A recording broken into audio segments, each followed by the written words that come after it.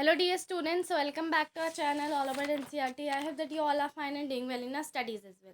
तो जैसे कि dear student आप लोग जानते ही हो कि हमने मैटर इन सराउंडिंग बहुत बार रिवाइज भी कर लिया है और साथ ही साथ मैटर इन सराउंडिंग एक ऐसा चैप्टर है जो कि मैं जो है रिवाइज करवा चुकी हूँ और कंप्लीट भी करा दिया था बहुत पहले ही।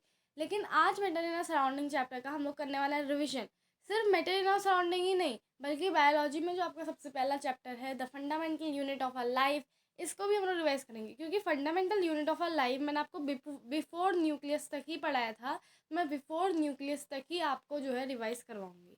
ये बहुत सारे स्कूल्स में डीएसटी ने तय किया गया है क्योंकि आपके बायोलॉजी में सिर्फ दो चैप्टर्स हैं, एक तो है fundamental unit of our life, एक है टिश्यू और शायद एक इम्प्रूवमेंट इन फूड रिसोर्सेज है। लेकिन क्या कहते हैं, इनमें से दो ही चैप्टर बायोलॉजी के मुख्य हैं।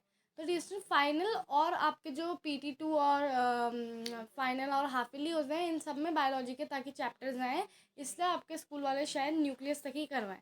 इसलिए डिस्टेंट मैंने अभी तक न्यूक्लियस तक ही आपको पढ़ाया है। अगर उससे आगे की वीडियोस भी आपको अवेलेबल चाहिए, यानी कि गोल्गी बॉडीज़ वगैरह अगर आपको पढ़ना है, गोल्गी अपैरेटस, एंडोप्लाज्मिक रेटिकुलम और इन सब के बारे में, तो आप लोग मेरे को कमेंट में ज़रूर बताना कि मैम हमारे स्कूल वाले पूरा चैप्टर करवा रहे हैं, तो प्लीज़ आप पूरा चैप्टर अवेलेबल करवा दीजिए। मैं आपके लिए जो है उसका वीडियो भी अवेलेबल करवाऊंगी, ठीक है। तो डियर स्टूडेंट चलिए अब स्टार्ट करेंगे मैटर सराउंडिंग और fundamental unit of our life का जो है बिफोर न्यूक्लियस तक का पार्ट वो हम लोग करेंगे और बिफोर न्यूक्लियस तक के पार्ट के अंदर जो क्वेश्चंस हैं वो भी हम लोग डिस्कस करेंगे, ठीक है। तो चलिए स्टार्ट करते हैं मैटर सराउंडिंग। काफ़ी इंटरेस्टिंग चैप्टर है, लाइन बाय लाइन एक्सप्लेनेशन आपको आज देखने को मिलेगी।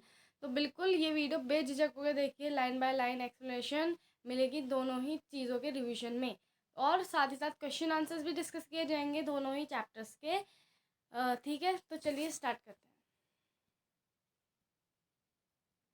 तो यहाँ पे dear students, as we look at our surrounding we see a large variety of things with different shapes, size and textures. Everything in this universe is made up of material which scientists have named matter. The air we breathe, the food we eat, stones, clouds, stars, planets, plants, and animals, even a small drop of water or particle of sand, everything is matter. We can also see as we look around that all things mentioned above occupy space and have mass. In other words, they have both mass and volume. Since early time, human beings have been trying to understand their surroundings. Early Indian philosophers classified matter in the form of five basic elements: the Panch Tattva, air, earth, fire, sky, and water. According to them, everything living or non-living was made up of these five basic elements. Scientists, Greek philosopher, had arrived at similar classification of matter. Modern day scientists have evolved two classification of matter based on their physical properties and chemical nature. In this chapter, we shall learn about matter based on its physical properties. Chemical aspects of matter will be taken in subsequent chapters. अब देखो dear student, matter in our surrounding, आप अपने बगल में पहले सब चीज़ें देखो, ठीक है। जैसे अगर आपने बगल पे देखो, कहीं पे आपकी नोटबुक होगी, कहीं पे आपकी बुक होगी जिसमें आप लोग matter in our surrounding chapter पढ़ रहे हो, कहीं पे आपका रजिस्टर होगा, कहीं पे जो है आपका मिरर होगा, आपकी पेन होगी, है ना। These all things are made up of matter. जो दिस एयर हम लोग लेते हैं, जो जो भी चीज़ हम लोग करते हैं, वो सारी चीज़ें मैटर से बनी। मैटर होता क्या है, अगर आप ऑब्जर्व करो ये सारी चीज़ें, तो इन सारी चीज़ों का अपना एक खुद का मास है, खुद की वॉल्यूम है, ये स्पेस ऑक्यूपाई करते हैं एक जगह में। तो इसका मतलब मैटर एक ऐसी चीज़ है जिसके पास खुद का मास हो और खुद की वॉल्यूम हो। Okay, so matter is something which have its own mass and volume. Okay, it occupy space. अब देखो डियर स्टूडेंट, बहुत सारे जो अर्ली फिलोसफर्स वगैरह थे, इन लोगों ने जो मैटर को है फाइव बेसिक एलिमेंट्स में क्लासीफाई करा था, जिनको हम पंच तत्व भी कहते हैं। आपने हिंदी में सुना होगा, है ना, जैसे एयर, वाटर, अर्थ और sky, fire, these all. Okay, और उनको लगता था कि सारी चीज़ें जो है सिर्फ इनसे ही बनी। अकॉर्डिंग टू एवरीथिंग लिविंग और non living was made up of this basic elements. तो जो ग्रीक फिलोसोफर थे, उन्होंने जो है सिमिलर क्लासिफिकेशन करी मैटर की। मॉडर्न डे साइंटिस्ट जो है, उन्होंने दो टाइप की क्लासिफिकेशन करी है मैटर की, on the based of physical properties और केमिकल नेचर। तो देखो फिजिकल प्रॉपर्टीज़ तो आज हम पढ़ेंगे मैटर की। केमिकल जो चीज़ें हैं, केमिकल जो एक्सपेक्ट्स हैं मैटर के, वो हमारे सब्सिक्वेंट चैप्टर यानी कि आगे जो बहुत सारे चैप्टर हैं जैसे मैटर और एटम्स एंड मॉलिक्यूल्स और structure of atoms, these all chapter we will look. Okay, अब देखो फिजिकल नेचर ऑफ मैटर की बात की जाए तो फिजिकल नेचर ऑफ मैटर का फिजिकल चीज़ हम पढ़ेंगे कि आखिर मैटर क्या है, किस चीज़ों से बना होता है, कैसा इसका शेप है, किन किन फॉर्म्स में रहता है, ये सारी चीज़ें हम देखेंगे। ठीक है, देखो matter is made up of particle. For long time, two schools prevailed regarding the nature of matter. One school believed matter is to be continuous like a block of wood, whereas other thought that matter was made up of particles like sand. Let us perform an activity to decide the nature of matter. Continuous or it is particulate. So let us see this. तो आप कैसे proof करोगे कि matter जो है particle से ही बना है? So first take 100 ml of water in a beaker. Fill half the beaker with the water and mark the level of water. Dissolve some salt sugar with the help of glass rod. Observe any change in water level. What do you think has happened to the salt? Where does it disappear? Does the level of water change? No. अब देखो डिस्टर, आप लोग ऐसा करते होगे हमेशा, जैसे नींबू पानी बनाना है, कभी कुछ करना है, तो क्या करते हैं हम लोग जो है पहले नींबू निचोड़ते हैं, उसके बाद पानी में जो है थोड़ी सी चीनी मिलाते हैं, राइट। तो जब हम चीनी मिलाते हैं डियर स्टूडेंट, तब वाटर का जो लेवल होता है वो भी उतना ही रहता है। आप चीनी पूरी घोल भी देते हो पानी में, तब भी आपका वाटर लेवल सेम रहता है, जबकि आपने एक चीज़ मिला भी दी है ना, वो इंक्रीज तो नहीं होता। तो भाई आखिर ये जो शुगर हमने उसमें डिजोल्व करी या फिर सॉल्ट, ये आखिर गई कहाँ? तो जैसे ऐसे क्वेश्चंस को आंसर करने के लिए हमें कौन से कॉन्सेप्ट के साथ चलना पड़ेगा कि मैटर जो है पार्टिकल से बना है। ठीक है, आई होप ये समझ में आ गया होगा आप लोगों को। नेक्स्ट देखो, नेक्स्ट यहाँ पे है how small are this particle. अब सबके मन में ये ख्याल तो आ ही रहा होगा कि भाई चलो ये तो जान लिया कि मैटर पार्टिकल से बना है, लेकिन let us see how small are this particles. आखिर ये पार्टिकल्स कितने ज़्यादा स्मॉल हैं। तो ये चीज़ को बताने के लिए आपकी जो एनसीईआरटी बुक है, इन्होंने एक एक्टिविटी दी है, वो हम लोग देखेंगे। Take 2-3 crystals of potassium permanganate and dissolve them in 100 ml of water. यानी कि आपको क्या करना है, आपको लेना है 2-3 क्रिस्टल पोटेशियम पर मैग्नेट के।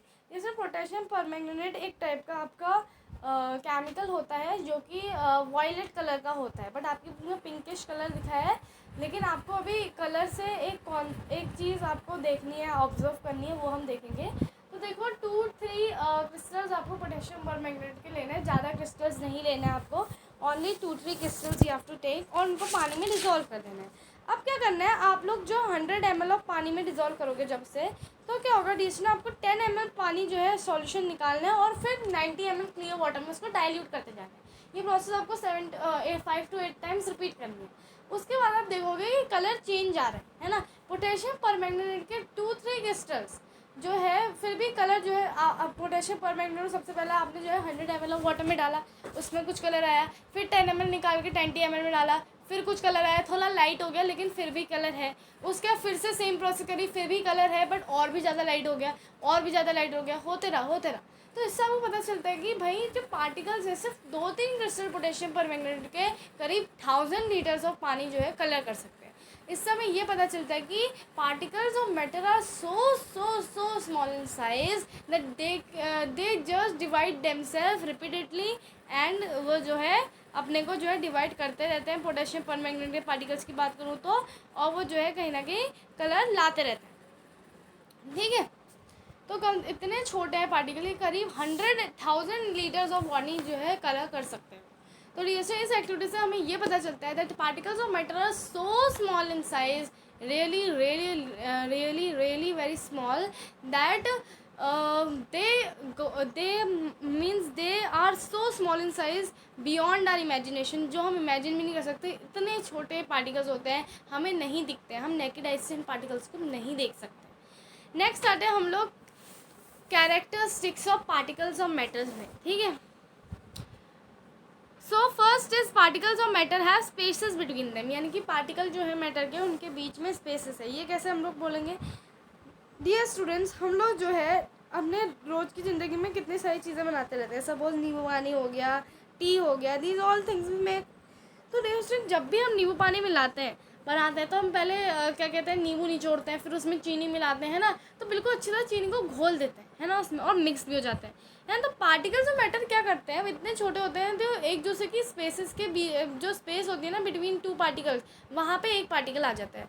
सपोज मान लो डियर स्टूडेंट, इधर मेरे पास यहाँ पे सपोज मान लो वाटर के मॉलिक्यूल्स हैं, ठीक है, दीज आर वाटर मॉलिक्यूल्स, और मेरे को नींबू पानी मिला था तो मैंने नींबू निचोड़ दिया, उसके बाद फिर डियर स्टूडेंट मैं शुगर मिलाई।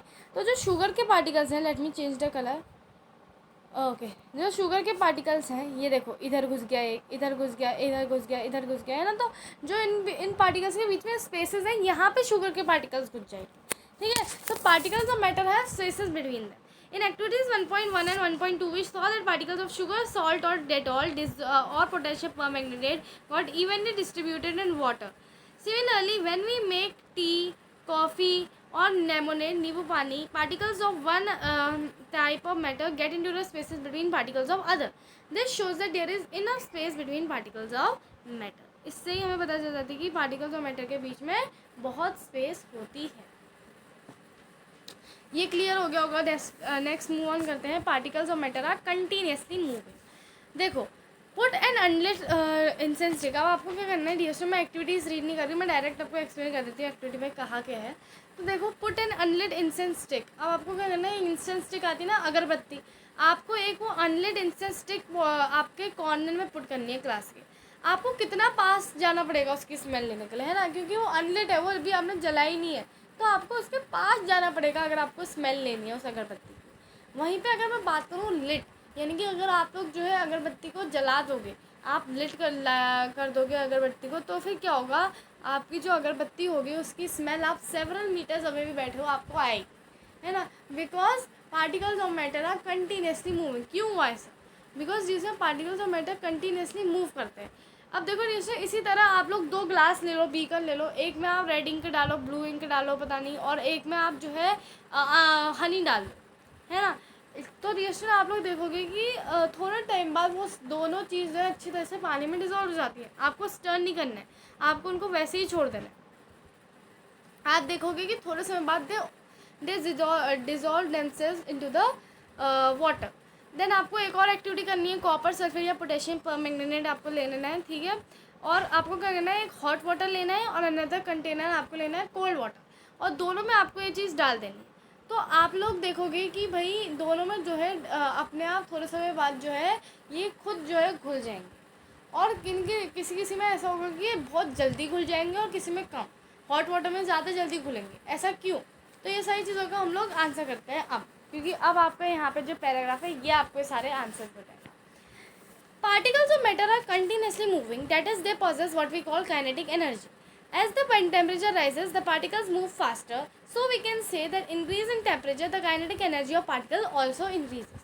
अब देखो जो पार्टिकल्स होते हैं मैटर के, वो कंटिन्यूसली मूव करते रहते हैं। ऐसा तो नहीं है कि वो कांस्टेंट है, बिल्कुल नहीं मूव नहीं करेंगे, अब ऐसा नहीं है। वो जो है कंटिन्यूसली मूव करते रहते हैं, कहीं ना कहीं चलते रहते हैं वो कंटिन्यूसली, तो वो काइनेटिक एनर्जी पोजेस करते हैं। काइनेटिक एनर्जी है the energy due to motion, motion करते हैं ना वो ऑब्जेक्ट, बस काइनेटिक एनर्जी। तो जैसे हमारा टेम्परेचर इंक्रीज़ होता है डियर स्टूडेंट, जो काइनेटिक एनर्जी होती है पार्टिकल्स की वो भी इंक्रीज़ हो जाती है, यानी कि पार्टिकल्स और भी तेज आपके जो है मूव करने लग जाते हैं, ठीक है। In the above 3 activities we notice that particles of matter intermix on their own with each other. They do so by getting into the spaces between particles. This intermixing of particles of 2 different types of matter on their own is called diffusion. अब अगर आपने एक चीज़ notice करी होगी dear student, ये जो सारी activities हैं, इन एक्टिविटीज़ में जो पार्टिकल्स एक टाइप का मैटर के जो पार्टिकल्स हैं वो दूसरे टाइप के मैटर के पार्टिकल्स के साथ अपने आप इंटरमिक्स हो रहा है। हमने स्टिर थोड़ा ना कराया था चम्मच से, वो खुद ब खुद जो है पूरा मिक्स हो गए। तो ये जो प्रोसेस होती है the intermixing of particles on their own, तो इस प्रोसेस को हम लोग कहते हैं डिफ्यूजन, ठीक है डियर। डिफ्यूजन प्रोसेस आपको क्लियर हो गई होगी।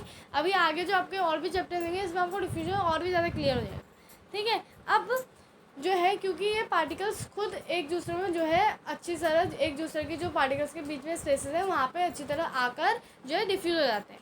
We observe that on heating diffusion becomes faster. Why does this happen? तो हीटिंग करते समय डिफ्यूजन फास्टर क्यों हो जाता है? ये इसलिए होता है रिएक्शन क्योंकि जब हम हीट करते हैं तो जो टेम्परेचर होता है वो इंक्रीज़ होता है, और जब टेम्परेचर इंक्रीज़ होता है तो जो काइनेटिक एनर्जी होती है पार्टिकल्स की वो इंक्रीज़ होती है, और जब काइनेटिक एनर्जी पार्टिकल्स की इंक्रीज़ होती है तो फिर जो पार्टिकल्स हैं वो और तेज़ी से जो है डिफ्यूज़ हो जाते हैं, ठीक है। आई होप क्लियर, क्योंकि जब उनकी जो है क्वांटिटी यदि इंक्रीज़ होगी तो ज़्यादा जल्दी नीचे मूव करेंगे, ज़्यादा जल्दी एक दूसरे के स्पेसेस के बिटवीन फिट होंगे, है ना। तो नेक्स्ट हम लोग आते हैं particles of matter attract each other. ये है थर्ड कैरेक्टरिस्टिक्स। तो particles of matter attract each other, तो ये वाला जो है ये एक्टिविटी 1.6 ये कभी मेरे को यूज़फुल तो लगी नहीं, तो मैं ये वाली एक्टिविटी आपको नहीं करवा रही हूँ। मैं आपको यहाँ पे ये आयरन नेल वाली आपको बताती हूँ। Take an iron nail, piece of chalk and a rubber band. Try breaking up by hammering, cutting or stretching. In which of the above three substances do you think the particles are held with greater force? तो इसमें आपको क्या करना है, एक iron nail लेनी है और एक जो है पीस ऑफ चॉक लेना है और एक रबर बैंड लेना है। अब आपको जो है इनको हैमर करना है, इनको मतलब हथौड़े से मारना है, खींचना है और इनको कट करना है, ठीक है। तो अब आप मेरे को बताओ कि इन तीनों में से जो है कौन से सब्सटेंस में जो है पार्टिकल जो है ज़्यादा ग्रेटर फोर्स के साथ एक दूसरे के साथ जुड़े हुए हैं। ऑब्वियसली बात है आयरन, क्योंकि अगर आप चौक को देखो, चौक को आप थोड़ी सी ताकत लगाओगे चौक टूट जाएगी, रबर बैंड को आप थोड़ा और ज़ोर से खींचोगे वो टूट जाएगा। लेकिन आयरन नेल जो है इतनी इजीली नहीं टूटती है ना, ये जो है इतनी इजीली इसमें जो है ये नहीं टूटती है। तो इसका मतलब कि आयरन नेल में जो पार्टिकल्स हैं उनके बीच की जो फोर्स है वो फोर्स ऑफ अट्रैक्शन है वो ज़्यादा है। तो इससे हमें ये चीज़ पता चलता है कि जो पार्टिकल्स हैं उनके वो अट्रैक्ट करते हैं एक दूसरे को, क्योंकि डिस्टर अगर चौक के पार्टिकल्स एक दूसरे को अट्रैक्ट नहीं करते तो हमें ताकत लगानी नहीं पड़ती चौक को तोड़ने के लिए, हमें चौक को तोड़ने के लिए एक टाइप की फोर्स लगानी पड़ी। इससे हमें पता चलता है कि चौक के पार्टिकल जो हैं एक दूसरे को अट्रैक्ट करते हैं। Same with iron nail, same with आपका रबर बैंड को भी तोड़ने के लिए आपको फोर्स अप्लाई करनी पड़ती है। इसका मतलब रबर बैंड के पार्टिकल्स भी एक दूसरे को अट्रैक्ट करते हैं। नेक्स्ट है take some water in a container, try cutting the surface of water by your fingers. Were you able to cut the surface of water? What could be the reason behind the surface of water remaining together? आपने देखा होगा जब भी DSL आप लोग पानी जो है फेंकते हो या कुछ भी करते हो तो देखा होगा पानी के पार्टिकल कभी भी इतना सब सेपरेट होके नहीं आते, सब एक साथ आते हैं फ्लो में। तो ऐसा इसलिए होता है डीएसएल क्योंकि particles of matter attract each other. इससे भी हमें ये चीज़ पता चलती है जब आप कोई भी पानी का कंटेनर जो है फेंकते हो किसी में भी, तो आपने देखा होगा पानी के पार्टिकल जैसे आते हैं बिल्कुल मतलब जुड़े जुड़े आते हैं, अलग अलग होके नहीं आते। तो इससे हमें पता है कि particles of matter attract each other, इससे भी हमें यही चीज़ पता चलती है। तो above three activities we suggest that the particles of matter have forces acting between them. This force keeps the particles together. The strength of the force of attraction varies from one kind of matter to another. तो ये तीनों activities से हमें पता चलता है कि जो पार्टिकल्स हैं मैटर के वो एक दूसरे को अट्रैक्ट करते हैं, क्योंकि हमें एक certain amount of force apply करनी पड़ी है इन पार्टिकल्स को ब्रेक करने के लिए, है ना। तो इसका मतलब कि इनके पार्टिकल जो है एक दूसरे के साथ कुछ तो इनका कनेक्शन है कि इनको तोड़ने के लिए हमें जो है फोर्स अप्लाई करनी पड़ी, है ना। तो इससे हमें पता चलता है कि particles of matter attract each other. तो आई होप ये क्लियर हो गया होगा। अब नेक्स्ट आ जाते हैं हम लोग इंटेक्स क्वेश्चन में। Without the following are matter, इनमें से कौन सा मैटर है? Chair, air, love, smell, hate, almonds, thought, cold, lemon, perfume, smell of perfume. तो डिसीजन चेयर भी मैटर है, बिकॉज चेयर को आप देखो तो चेयर का खुद का कुछ मास होता है और वो जो है एक स्पेस ऑक्यूपाई करती है आपके घर में, ठीक है। नेक्स्ट है हमारा एयर। डिसीजन एयर भी आपका मैटर है, क्योंकि हमने देखा होगा कि जो एयर होती है वो अगर आप देखो तो डिसीजन ऑक्सीजन सिलेंडर्स आते हैं अस्पताल में, उनमें उनका भी कुछ ना कुछ मास होता है ना, कोई स्पेस वो ऑक्यूपाई करते हैं कंटेनर के अंदर, है ना। तो इससे हमें पता चलता है that air is also a matter. Love is not a matter because love जो है एक फीलिंग है। Smell is also not a matter. Hate is also not a matter. Then next is almonds ये आपका मैटर है। आपने देखा होगा बादाम का एक खुद का कुछ मास होता है, भले ही वो ग्राम में क्यों ना हो, मिलीग्राम में क्यों ना हो, लेकिन उसका खुद का कुछ मास है और उसकी वॉल्यूम भी है, वो एक स्पेस ऑक्यूपाई करता है कटोरे में जिसमें आपने उसको रखा है, या फिर सपोज मान लो आपने बादाम ज़मीन में रखा है, कहाँ भी रखा है, वो जो है स्पेस ऑक्यूपाई करता है। तो ये भी मैटर है। Thought is not a matter. Cold खाली एक सेंसेशन है, तो ये मैटर नहीं है। Lemon is also matter. Dear lemon matter है, क्यों? क्योंकि डियर लेमन भी लेमन का भी कुछ ना कुछ मास है और लेमन भी स्पेस ऑक्यूपाई करता है, भले ही आपके फ्रिज में ऑक्यूपाई करता हो, आपकी कटोरी में ऑक्यूपाई करता हो, लेकिन वो स्पेस ऑक्यूपाई करता है, ठीक है। नेक्स्ट हम लोग आते हैं डिस्टेंट वाटर में। वाटर तो डिस्टेंट मैटर है ही, क्योंकि आपने देखा होगा बाल्टी में आप पानी रखते हो तो पानी का खुद का कुछ ना कुछ मास होता है, कितने लीटर आप पानी भरते हो या फिर कितना किलो का आपका पानी है ना, कुछ ना कुछ मास आपके पानी का होता ही है। और पानी जो है स्पेस भी ऑक्यूपाई करता है। आप लोग बाथरूम में ही देख लो, आप एक ही बाल्टी भर के पानी रखते हो तो बाल्टी में पानी स्पेस तो ऑक्यूपाई करता है ना, तो ये मैटर है। नेक्स्ट आता है स्मेल ऑफ परफ्यूम। देखो अगर स्मेल ऑफ परफ्यूम बोला है तो ये मैटर है, ये परफ्यूम की स्मेल की बात की है। परफ्यूम के जो पार्टिकल्स हैं उनकी स्मेल हम लोग इनहेल कर रहे हैं, तो रीजन ये जो है मैटर है। नेक्स्ट आता है give reasons for the following observation. The smell of hot sizzling food reaches you several meters away, but to get a smell of cold food you have to go close. Obviously बात है dear, hot sizzling food है, temperature बढ़ा है, तो इसका मतलब hot sizzling food की जो पार्टिकल्स हैं उनकी काइनेटिक एनर्जी भी ज़्यादा होगी, और काइनेटिक एनर्जी ज़्यादा होगी तो ज़्यादा जल्दी डिफ्यूज़ करेंगे एयर के पार्टिकल्स के साथ और ज़्यादा जल्दी हमारे पास पहुँचेंगे। लेकिन कोल्ड फूड वहीं पर टेम्परेचर बहुत कम है और क्या कहते हैं काइनेटिक एनर्जी पार्टिकल है उनकी काइनेटिक एनर्जी बहुत कम है, तो ऑब्वियसली बात है कि पार्टिकल्स को बहुत टाइम लगेगा एयर के पार्टिकल्स के साथ डिफ्यूज़ होने में और हमारे पास आने में। ठीक है, तो आई होप ये समझ में आ गया होगा। तो आप लिख दोगे the smell of hot sizzling food reaches us several metres away, but to get a smell of cold food you have to go close because of the following reasons. First reason लिख दोगे the hot sizzling food smell reaches us several metres away because the temperature of hot sizzling food is high, so is kinetic energy is also high which help in faster diffusion. उसके बाद second आप लिखोगे to get a smell of cold food we have to go close because the kinetic जो particle is low and the diffusion is lower.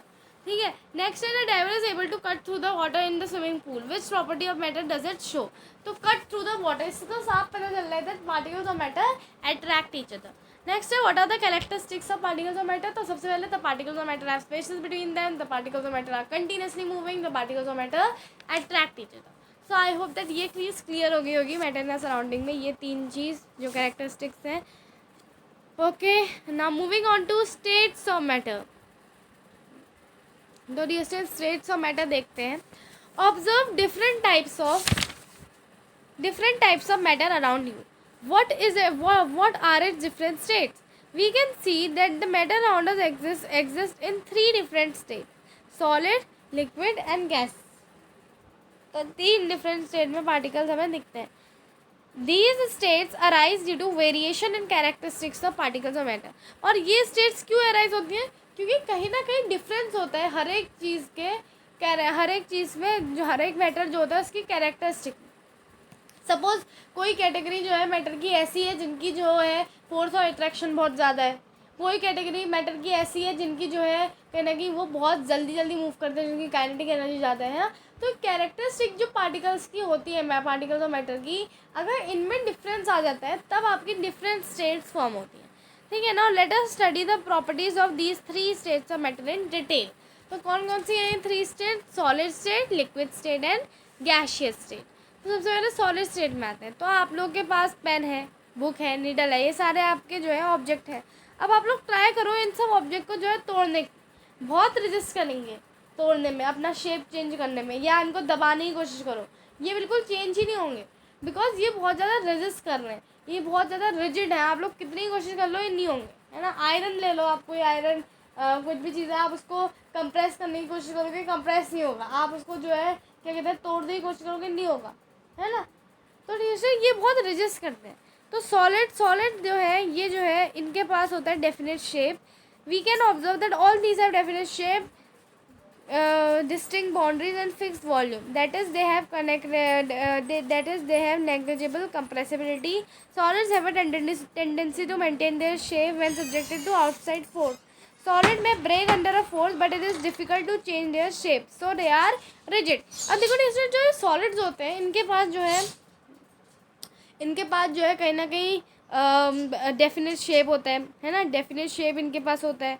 इनके पास जो है आपकी fixed volume भी होती है, वॉल्यूम भी इनकी फिक्स्ड होती है।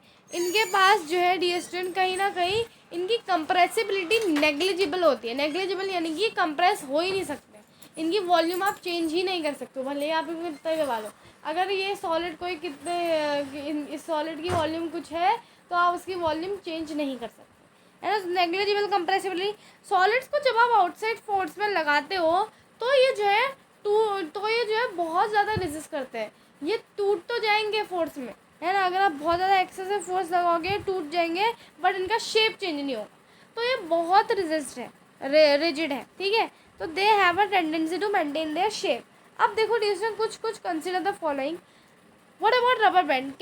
It can change its shape on stretching? Is it a solid? तो देखो जैसे रबर बैंड को देखें तो रबर बैंड जो है अपना शेप चेंज कर लेता है जब हम उसको जो है खींचते हैं. तो क्या वो सॉलिड है रबर बैंड सॉलिड. क्यों है बताओ. क्योंकि जब आप रबर बैंड को स्ट्रेच करते हो, आपको रबर बैंड को स्ट्रेच करने के लिए भी एक certain amount of force apply करनी पड़ती है. और जब आप फोर्स रिमूव करते हो तो रबर बैंड अपने फिर से वही साइज में आ जाता है. और अगर एक्सेसिव फोर्स अप्लाई करते हो तो रबर बैंड टूट जाता है. तो इसका मतलब कि रबर बैंड भी जब आप जो है उसको तोड़ने की कोशिश करो या फिर जो है अगर आपको उसका शेप चेंज करना है, कुछ भी करने की कोशिश करो, तो वो जो है कहीं ना कहीं रेजिस्ट करता है. वो आपको फोर्स अप्लाई करने में मजबूर कर रहा है ना. तो इसका मतलब रबर बैंड जो है सॉलिड है. ठीक है. What about sugar and salt? When kept in different jars, these take the shape of the jar. Are they solid? अब रबर शुगर और सॉल्ट को देखें हम लोग. शुगर और सॉल्ट जैसे आप देखते होंगे कि शुगर और सॉल्ट को जब आप कोई भी कंटेनर में डालते हो तो बिल्कुल लिक्विड की तरह फ्लो होता है ना. ऐसा लगता है कि ये तो लिक्विड है. और जो जार्स और शेप है उनका शेप भी उनका ही शेप भी ले लेते हैं. तो क्या rubber sugar and salt solid नहीं है. शुगर एंड सॉल्ट है सॉलिड. ये डियर शुगर एंड सॉल्ट को जब आप एक साथ बहुत सारे शुगर एंड सॉल्ट को डालो तब वो शेप ले लेता है कंटेनर का. वरना अगर आप एक इंडिविजुअल शुगर को देखो, इंडिविजुअल सॉल्ट के पीस को देखो तो उनके पास उनका एक डेफिनेट शेप होता है. ठीक है. नेक्स्ट है डियर होगा sponge. Is it a solid yet we are able to compress it. Why. अब आपने अगर स्पॉन्ज देखा होगा तो जो उसमें बहुत सारे होल्स होते हैं, जब हम स्पॉन्ज को कंप्रेस करते हैं तो वो सारे होल्स के अंदर जो एयर भरी होती है वो सारी बाहर निकल जाती है. अब डियर स्पॉन्ज अपने रियल शेप में आ गया. अब करके दिखाओ इसको कंप्रेस. अब नहीं होगा वो कंप्रेस. वो हुआ ही इसलिए था कंप्रेस क्योंकि उसके अंदर एयर भर गई थी, है ना. तो I hope that this is clear to you all. So rubber band changes shape under the force and regains shape when force is removed. If the excessive force is applied it breaks. The shape of each individual sugar or salt crystals remain fixed, whether we take it in our hand, put it in a plate or in a jar. The sponge has minute holes in which air is trapped. When we press it, the air is expelled out and we are able to compress it. अब आता है distant liquid state में. सबके पास water होता है, cooking oil होता है, milk होता है, जूस होता है, कोल्ड ड्रिंक वगैरह होती है ना. अब देखो कंटेनर्स ऑफ डिफरेंट शेप. अब आपको जो है 50 ml जो है इन सबका जो है दीज कंटेनर्स में डालना है यूजिंग सिलेंडर और अ लेबोरेटरी मेजरिंग सिलेंडर या इनको यूज़ करके. ठीक है. अब आप देखोगे आप 50 ml ऑफ लिक्विड जो है डिफरेंट जार्स में डालोगे उसका ही शेप ले लेंगे. और जो है कहीं ना कहीं क्या कहते हैं आप देखोगे तो बिल्कुल अच्छी तरह फ्लो हो जाते हैं. लेकिन जो लिक्विड होते हैं इनके पास इनका डेफिनेट शेप नहीं होता, पर इनके पास इनकी फिक्स्ड वॉल्यूम ज़रूर होती है. ये जो है सॉलिड के कंपैरिजन में थोड़ा सा कंप्रेसिबल होते हैं as compare to solid volume, है ना. वरना लिक्विड को भी इनकम्प्रेसिबल की कैटेगरी में ही जो है लिया जाता है. दूसरा, लिक्विड जो है शेप चेंज कर लेते हैं. तो ये रिजिड तो नहीं है बट इनको हम लोग फ्लूइड्स कहते हैं बिकॉज इनके पास कैरेक्टरिस्टिक है फ्लो होने. ठीक है. उसके बाद नेक्स्ट चीज़ जो लिक्विड के बारे में हमने पढ़ा था कि इनको जो है आप डिफरेंट जार्स में डालते हो तो इनकी वॉल्यूम चेंज नहीं होती, इनकी वॉल्यूम फिक्स्ड ही रहती है. ठीक है. अब देखो जो लिक्विड्स होते हैं सॉलिड लिक्विड या गैस जो भी है सारे जो है लिक्विड में ही डिफ्यूज़ हो पाते हैं. ठीक है.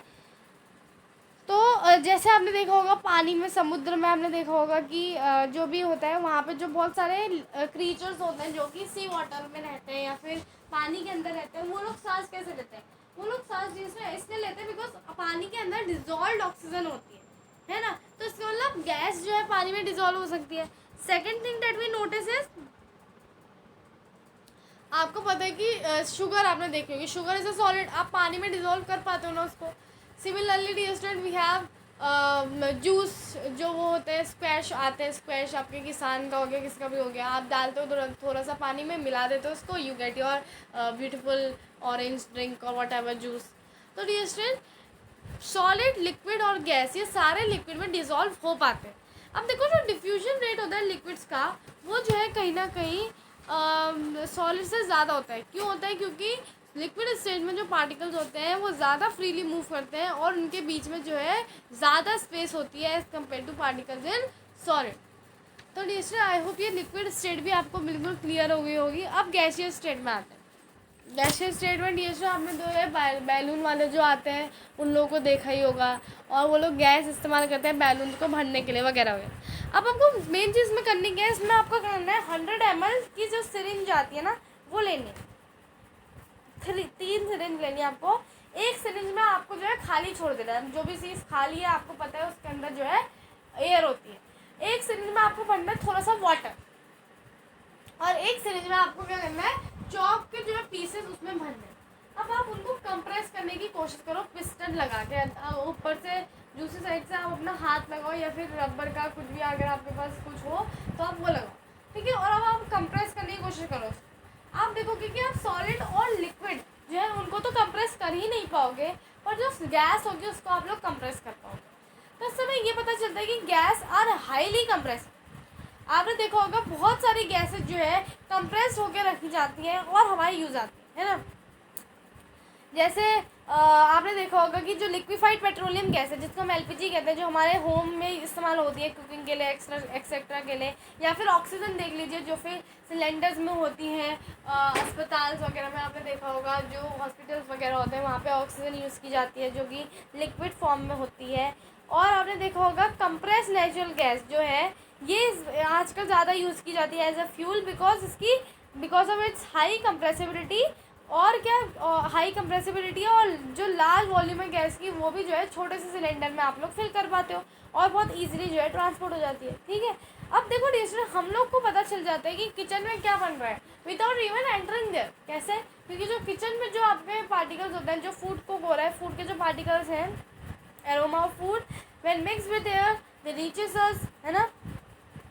The particles of aroma food mixed with the particles of air spread from the kitchen reaches us and even farther away यहाँ पे, ठीक है। और जो स्मेल होती है हॉट कुक्ड फूड की हम पे जो है हमारे पास सेकंड्स में पहुँच जाती है।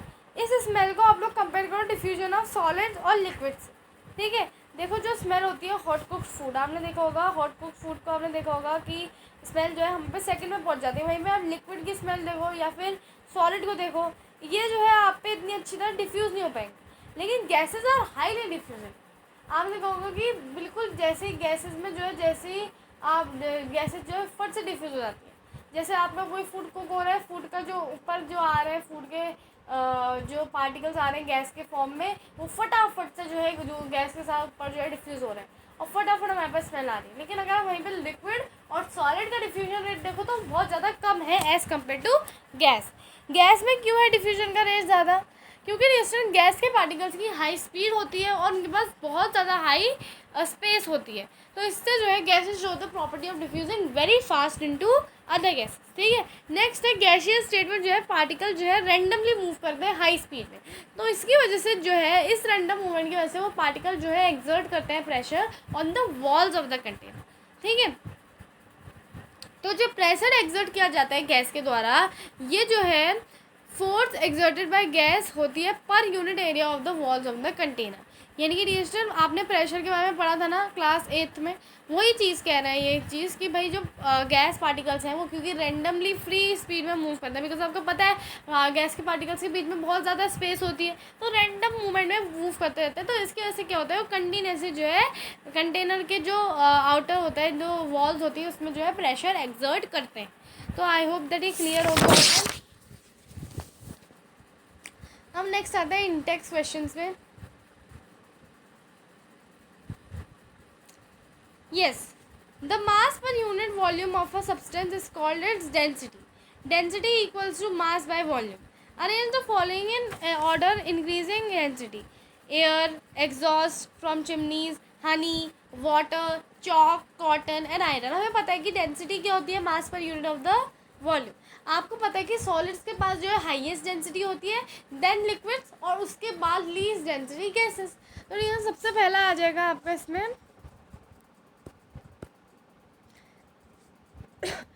डिवीजन सबसे पहला आपका आ जाएगा एयर, तो एयर सबसे पहला आ जाएगा। उसके बाद आपका आ जाएगा एग्जॉस्ट फ्रॉम चिमनीज, ठीक है। उसके बाद डिवीजन आपका आ जाएगा कॉटन, उसके बाद आपका आ जाएगा वाटर, उसके बाद आपका आ जाएगा हनी, उसके बाद आपका आ जाएगा चॉक, और उसके बाद आ जाएगा आयरन, ठीक है। तो डिवीजन इस तरह जो है आप लोग अरेंज करोगे। क्या करना है आपको, हाईएस्ट डेंसिटी क्या है, सॉलिड, देन लिक्विड और देन लीस्ट डेंसिटी गैसेस, बस। नेक्स्ट है tabulate the differences between characteristics of particles of matter. अच्छा, characteristics of states of matter, तो स्टेट्स ऑफ मैटर कितनी है, 3 स्टेट है, liquid, solid, liquid and gas. अब इन तीनों को टेबल की फॉर्म में आपको रिप्रेजेंट करके अच्छे डिफरेंस लिखने हैं। जैसे सॉलिड में मैंने सबसे पहले लिखा डेफिनेट शेप, लिक्विड में लिखा नॉट डेफिनेट शेप और गैस में लिखा नॉट डेफिनेट शेप। अब मैंने लिक्विड में लिखा, सॉलिड में लिखा फिक्स्ड वॉल्यूम, लिक्विड में मैंने लिखा फिक्स्ड वॉल्यूम, गैसेस में क्या है, not the fix volume also, उनके पास फिक्स वॉल्यूम भी नहीं होती है, नॉट फिक्स वॉल्यूम। उसके बाद फिर सॉलिड में मैंने लिखा नेग्लिजिबल कंप्रेसिबिलिटी, लिक्विड में मैंने लिखा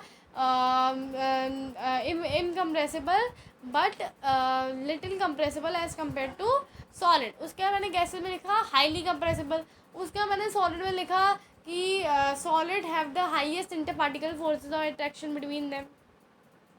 लिक्विड मैंने लिखा the liquid has low inter particle forces of attraction as compare to solid. और फिर गैस में लिखा least inter particle forces of attraction between them. उसके बाद मैंने लिखा the diffusion rate in solid is less and in liquid diffusion rate is higher than that of solid. और उसके बाद गैसेज मैंने लिख दिया that in gases the diffusion rate is highest. ठीक है, तो इस तरह इसमें आपको डिफरेंस जो है टेबुलेट करने होते हैं। नेक्स्ट हम लोग आते हैं नेक्स्ट में आपके क्वेश्चन में, जो कि है कमेंट ऑन द फॉलोइंग। क्या चीज़ है देखते हैं ज़रा। रिजिडिटी क्या होती है, डिसेंट the tendency of a substance to maintain its shape. एक शेप है, जैसे सॉलिड का एक शेप है तो उसको मेंटेन करके रखते हैं ना। आप लोग सॉलिड में कितनी फोर्स लगाते हो बट वो टूटता नहीं है ना, तो वो अपना शेप मेंटेन करते हैं या फिर वो उसका शेप चेंज नहीं करते। नेक्स्ट है कंप्रेसिबिलिटी। कंप्रेसिबिलिटी क्या होती है, डिसेंट a tendency of the substance when the force is subjected it does not change its value। Volume जब चेंज नहीं होती है तब वॉल्यूम जब चेंज होती है तो ऐसी प्रोसेस को हम कंप्रेसिबिलिटी कहते हैं। जैसे आपने किसी ऑब्जेक्ट को कंप्रेस करा, उसकी वॉल्यूम चेंज होगी, यानी कि ये कंप्रेसिबिलिटी है। लेकिन इनकम्प्रेसिबल वो सब्सटेंस होते हैं जिनकी वॉल्यूम चेंज नहीं होती। ठीक है, तो नेक्स्ट है आपका fluidity, the characteristics of substance to flow. Filling a gas, आपको पता है filling a gas container, the gas moves in random movement so it fills the container because it is high speed of particles and large space between them. Next is space shape, you know very well, shape solid maintain their shape, ऐसे करके आप लोग बना के लिख दोगे। ठीक है, उसका काइनेटिक एनर्जी क्या होती है, काइनेटिक एनर्जी होती है the energy due to motion of the object is called kinetic energy particle. ठीक है, अब देखो teacher density, we know very well the mass per unit volume of a substance is called density. तो teacher I hope that ये तो आप लोगों को समझ में आ गया होगा। अब आते हैं गिव रीजंस में। The gas fills completely the vessel in which it is kept. The gas fills completely the vessel in which it is kept because the gas particles move in random movement. Also the particles of gas have high space between them, large space between them and high speed, so they fill the gas container in whichever it is kept. Then the gas exert pressure on the walls of the container, इसका क्या लिखोगे, gas exert pressure on the walls of the container। फिर आप लोग लिख दोगे because gas particles move about randomly at high speed, so due to this random movement they exert the pressure of the walls of the container। उसके बाद है the wooden table should be called solid because the wooden table have definite shape, wooden table have definite volume, wooden table has least kinetic energy, wooden table cannot diffuse है ना very faster in the faster range, wooden table has negligible compressibility, all the solid point you write। Then next time we can easily move our hand in the air, but do the same in small block of wood we need a karate expert। We can move easily our hand in the air because air particles have large space between them to move our hand। But if I talk about the solid block of wood, it is a solid, so it has very less interparticle forces, it has the highest interparticle forces of attraction between them, which makes it difficult for us to put our hand inside it, and for this we need a karate expert।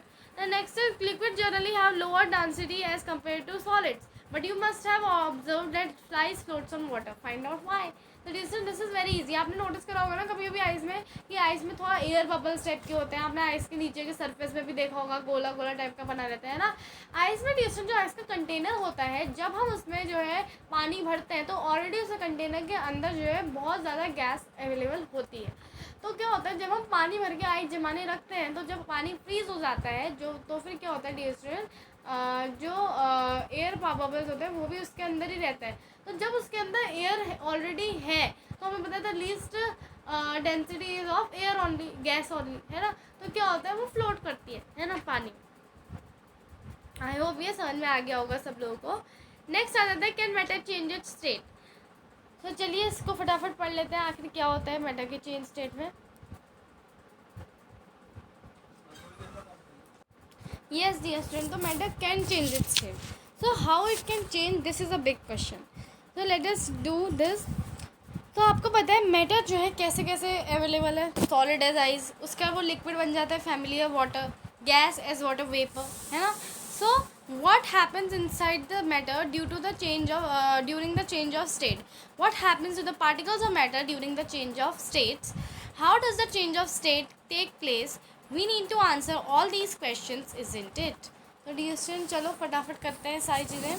अब आपको करना क्या है, एक beaker लेना है, उसमें आपको आइस डालनी है, around 150 grams ice if you have, you can just put it into the beaker. After putting ice into the beaker, dear students, you have to put a laboratory thermometer, that we all have laboratory thermometer, you have to put that.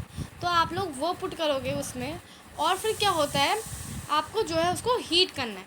तो आप देखो dear student, ice धीरे धीरे melt हो गई, पानी भी है उसके अंदर, थोड़ी आइस भी है, बट फिर भी टेम्परेचर 0 डिग्री ही है, जबकि थोड़ी आइस पानी में ऑलरेडी चेंज हो गई है ना। ऐसा होता है। उसके बाद उससे आप और हीट करते हो तो फिर एक समय पानी आता है जब पानी बॉईल होने लग जाता है, बट उस समय पानी का डिग्री 100 डिग्री सेल्सियस पे ही रुक जाता है। ऐसा क्यों, है ना डियर स्टूडेंट। तो देखो अब पढ़ते हैं क्यों होता है, ठीक है। सबसे पहले डियर स्टूडेंट, जब हम कोई भी सॉलिड का टेम्परेचर इंक्रीज़ करते हैं तो क्या होता है, पार्टिकल्स की जो काइनेटिक एनर्जी होती है वो इंक्रीज़ होती है, और क्योंकि काइनेटिक एनर्जी इंक्रीज़ होती है तो पार्टिकल जो है वाइब्रेट करने लग जाते हैं बहुत ज़्यादा तेज। तो इससे क्या होता है, जो एनर्जी सप्लाई की जाती है हीट, वो जो है फोर्स और अट्रैक्शन जो होता है पार्टिकल्स के बीच में, उसको ओवरकम करके जो है पार्टिकल्स को उनकी फिक्स पोजीशन से छुड़वा के वो जो है क्या कहते हैं, पार्टिकल्स को अलाउ करती है और फ्रीली मूव करने के लिए। तो एक स्टेज में वो पहुंचते हैं जब सॉलिड मेल्ट होकर जो है लिक्विड में कन्वर्ट हो जाता है। तो मिनिमम टेम्परेचर, सबसे कम टेम्परेचर जिसमें सॉलिड मेल्ट होकर लिक्विड में बदल जाए एटमॉस्फेरिक प्रेशर में, उसको हम कहते हैं मेल्टिंग पॉइंट। ठीक है डियर स्टूडेंट, मेल्टिंग पॉइंट जो होता है सॉलिड का, वो इंडिकेशन होता है स्ट्रेंथ ऑफ फोर्स और अट्रैक्शन बिटवीन पार्टिकल। मतलब डियर स्टूडेंट, अगर किसी सॉलिड का मेल्टिंग पॉइंट कम है, जैसे आइस का मेल्टिंग पॉइंट है 0 डिग्री सेल्सियस, है ना, 0 degree Celsius only the melting point of ice, है ना। तो मतलब इससे हमें पता चलता है कि आइस के जो फोर्स ऑफ अट्रैक्शन हो, यानी कि उसके पार्टिकल्स के बीच में जो फोर्स है वो कितनी स्ट्रॉन्ग बॉन्ड है ना। Similarly dear student, we have iron का आप देखो तो फोर्स ऑफ अट्रैक्शन, तो आपने देखा होगा कि आयरन को कितना ज़्यादा हीट करना पड़ता है उसको मेल्ट करने के लिए, है ना। तो इससे हमें पता चलता है कि आयरन के पार्टिकल्स के बीच में तो फोर्स ऑफ अट्रैक्शन है वो कितनी ज़्यादा है ना। नेक्स्ट है melting point of ice is 273.15 kelvin, जिसको सिंप्लिसिटी के लिए, क्योंकि जब हम सॉल्व करते हैं क्वेश्चंस चेंज करने के लिए Celsius to kelvin, kelvin to Celsius, तो उस समय हम लोग सिंप्लीफिकेशन के लिए 273 केल्विन ही यूज़ करते हैं, ठीक है। तो dear student, the process of melting that is change in of solid in state into liquid state, it also is also known as fusion. इसको हम लोग फ्यूजन भी कहते हैं। When solid melts its temperature remains same, so where does the heat energy go. तो जब dear solid melt होता है तो जो टेम्परेचर होता है उसका सेम ही रहता है। आपने देखा होगा जब आइस मेल्ट होती है डियर स्टूडेंट और पानी भी बन जाता है थोड़ा बहुत, लेकिन फिर भी उसका टेम्परेचर जो है सेम रहता है। तो सारी जो हीट एनर्जी होती है उस जाती कहाँ है। तो डियर स्टूडेंट, आपने देखा होगा कि जब एक्सपेरिमेंट करते हैं मेल्टिंग का, तो जो टेम्परेचर होता है वो नहीं राइज नहीं होता है जब तक कि सारी आइस ना मेल्ट हो जाए। ऐसा इसलिए होता है डियर स्टूडेंट, क्योंकि जब हम हीट करते हैं बीकर को, तो जो हीट होती है वो किस में यूज़ हो जाती है, जो स्टेट को चेंज करने में, by overcoming the force of attraction between the particle. जो ये हीट एनर्जी है डियर स्टूडेंट, ये आइस एब्जॉर्व कर लेती है कोई भी राइस टेम्परेचर में बिना दिखाए, और इसको हम लोग कहते हैं हिडन। क्योंकि जैसे आपने देखा होगा सारी हीट एनर्जी जो है forces of attraction between the particles को तोड़ने में लग गई, स्टेट चेंज करने में लग गई। तो आइस पहले इसको एब्जॉर्व करती है इस हीट को, और फिर ये सारी हीट जो है फोर्सेस ऑफ अट्रैक्शन में मतलब तोड़ने के लिए और चेंज करने में यूज़ हो जाती है, और ये जो हीट है छुप जाती है, बिकॉज टेम्परेचर राइज तो होता नहीं है, तो ये हिडन हीट है ना, इसलिए हम इसको लेटेंट हीट भी कहते हैं। तो the word latent means hidden. The amount of heat energy that is required to change 1 kg of solid into liquid at atmospheric pressure at its melting point is known as latent heat of fusion. तो इसमें latent heat of fusion क्या है? amount of heat energy, कितनी heat energy आपको चाहिए, the heat energy जो आपको चाहिए 1 kg of solid को liquid में convert करने के लिए, उसकी melting process by reaching at its melting point at atmospheric pressure is known as latent heat of fusion. क्योंकि जैसे फ्यूजन इसलिए बिकॉज आपको पता है सॉलिड से कोई चीज़ मेल्ट होकर लिक्विड में कन्वर्ट होता है, हम प्रोसेस को फ्यूजन भी बोलते हैं। ठीक है, तो नेक्स्ट है डियर स्टूडेंट, तो इसी वजह से डियर स्टूडेंट जो पार्टिकल्स होते हैं वाटर के 273 डिग्री सेल्सियस, उनके पास ज़्यादा एनर्जी होती है as compare two particles in ice. Because जैसे आइस पार्टिकल एनर्जी एब्जॉर्ब करते हैं और उस एनर्जी को एब्जॉर्ब करके वो हीट जो है वाटर को बदलने में लग जाती है। तो इसका मतलब वाटर के पास एक्स्ट्रा हीट एनर्जी है लेटेंट हीट ऑफ फ्यूजन के in the form of latent heat of fusion. ठीक है, तो आई होप ये समझ में आ गया होगा आप लोगों को। अब जब हम लोग और हीट सप्लाई करते हैं वाटर को, तो एक ऐसा पॉइंट पहुंच जाता है जब जो है ऐसा पॉइंट पहुंचता है जब जो है टेम्परेचर जो है इतना ज़्यादा हाई हो जाता है कि भाई पार्टिकल्स के पास इतनी एनर्जी आ जाती है कि वो फोर्स ऑफ अट्रैक्शन ब्रेक कर देते हैं और जो है लिक्विड जो है गैस में बदलना स्टार्ट हो जाता है। तो temperature at which liquid start boiling at atmospheric pressure is known as boiling point. ऐसा टेम्परेचर जिसमें जो लिक्विड है वो बॉयल होने लग जाता है एटमॉस्फेरिक प्रेशर में, उसको हम लोग कहते हैं बॉइलिंग पॉइंट। ठीक है, next boiling is a bulk phenomena. अब देखो बल्क फिनोमिना क्या होता है, अभी इवेपोरेशन में सरफेस फिनोमिना आएगा। ठीक है, मैं पहले बल्क समझा देती हूँ आपको।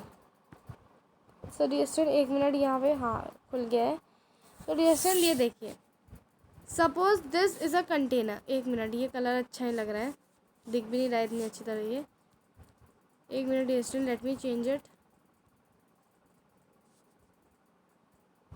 तो हम लोग कोई दूसरा ऐसा कलर लेते हैं जो कि आपको अच्छी तरह से दिखे। तो मैंने यहाँ पे लिया है ये कलर। देखो डियर स्टूडेंट, बल्क फिनोमेना क्या होता है। Suppose I am having this container, मैं वाटर बॉईल कर रही हूँ, मैंने यहाँ पे नीचे से फायर लगा रखी है, I am boiling the water.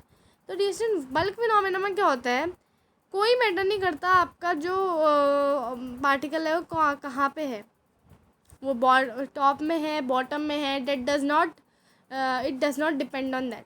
अगर आपका कोई पार्टिकल इधर बॉटम में भी है और उसके पास इतनी काइनेटिक एनर्जी आ गई है तो वो एस्केप हो जाएगा। अगर आपका पार्टिकल टॉप में भी है तब भी वो एस्केप होगा, अगर उसके पास इनफ काइनेटिक एनर्जी आ गई है। ठीक है, बदलने के लिए। तो कहीं से भी पार्टिकल इवेपोरेट हो जाते हैं, बल्क फिनोमेना। अब मैं सरफेस फिनोमेना समझाऊंगी जब इवेपोरेशन आएगा। ठीक है, फिर मज़ा आएगा डियर आप लोगों को।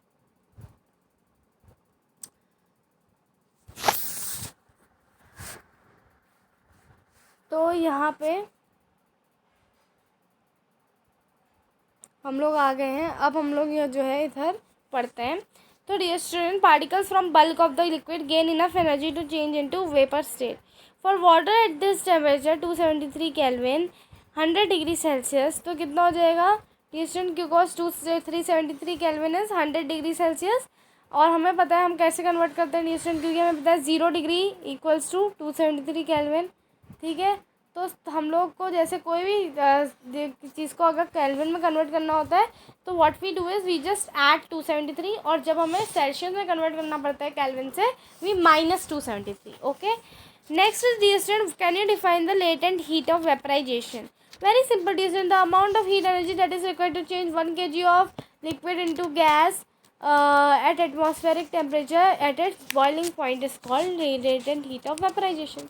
सिंपल, इसमें होता क्या डियर स्टूडेंट कि आपका 1 kg लिक्विड जिसको आप गैसियस स्टेट में चेंज करना चाहते हो, उसके बॉइलिंग टेम्परेचर में कितनी हीट आपको चाहिए उसको चेंज करने में, the heat energy that you required to change it. ठीक है, तो यहाँ पे देखो यहाँ पे लिख रखा है पार्टिकल्स इन स्टीम। आपने देखा होगा जो स्टीम होती है, मोमोज स्टीम में ही पकते हैं। ठीक है, तो मोमोज जो है स्टीम में पकते हैं। कैसे पक जाते हैं स्टीम में, बिकॉज जैसे पार्टिकल जो होते हैं स्टीम में वाटर वेपर की फॉर्म में 373 केल्विन में, उनके पास ज़्यादा एनर्जी होती है as compare to water, because energy जो है उनके पास किसके फॉर्म में, लेटेंट हीट ऑफ वेपराइजेशन के फॉर्म में है ना। We have to heat a water in order to get a steam, है ना। तो certain amount of heat is supplied in order to change water into water vapour, hence the water vapor have extra heat in the form of latent heat of vaporization, hidden heat of vaporization, ठीक है। ये strength तो have more energy than water at the same temperature. This is because particles in steam have absorbed extra energy in the form of latent heat of vaporization. देखो solid से liquid होने के लिए हमें हीट सप्लाई करनी पड़ती है, liquid से गैस के लिए भी you have to supply heat.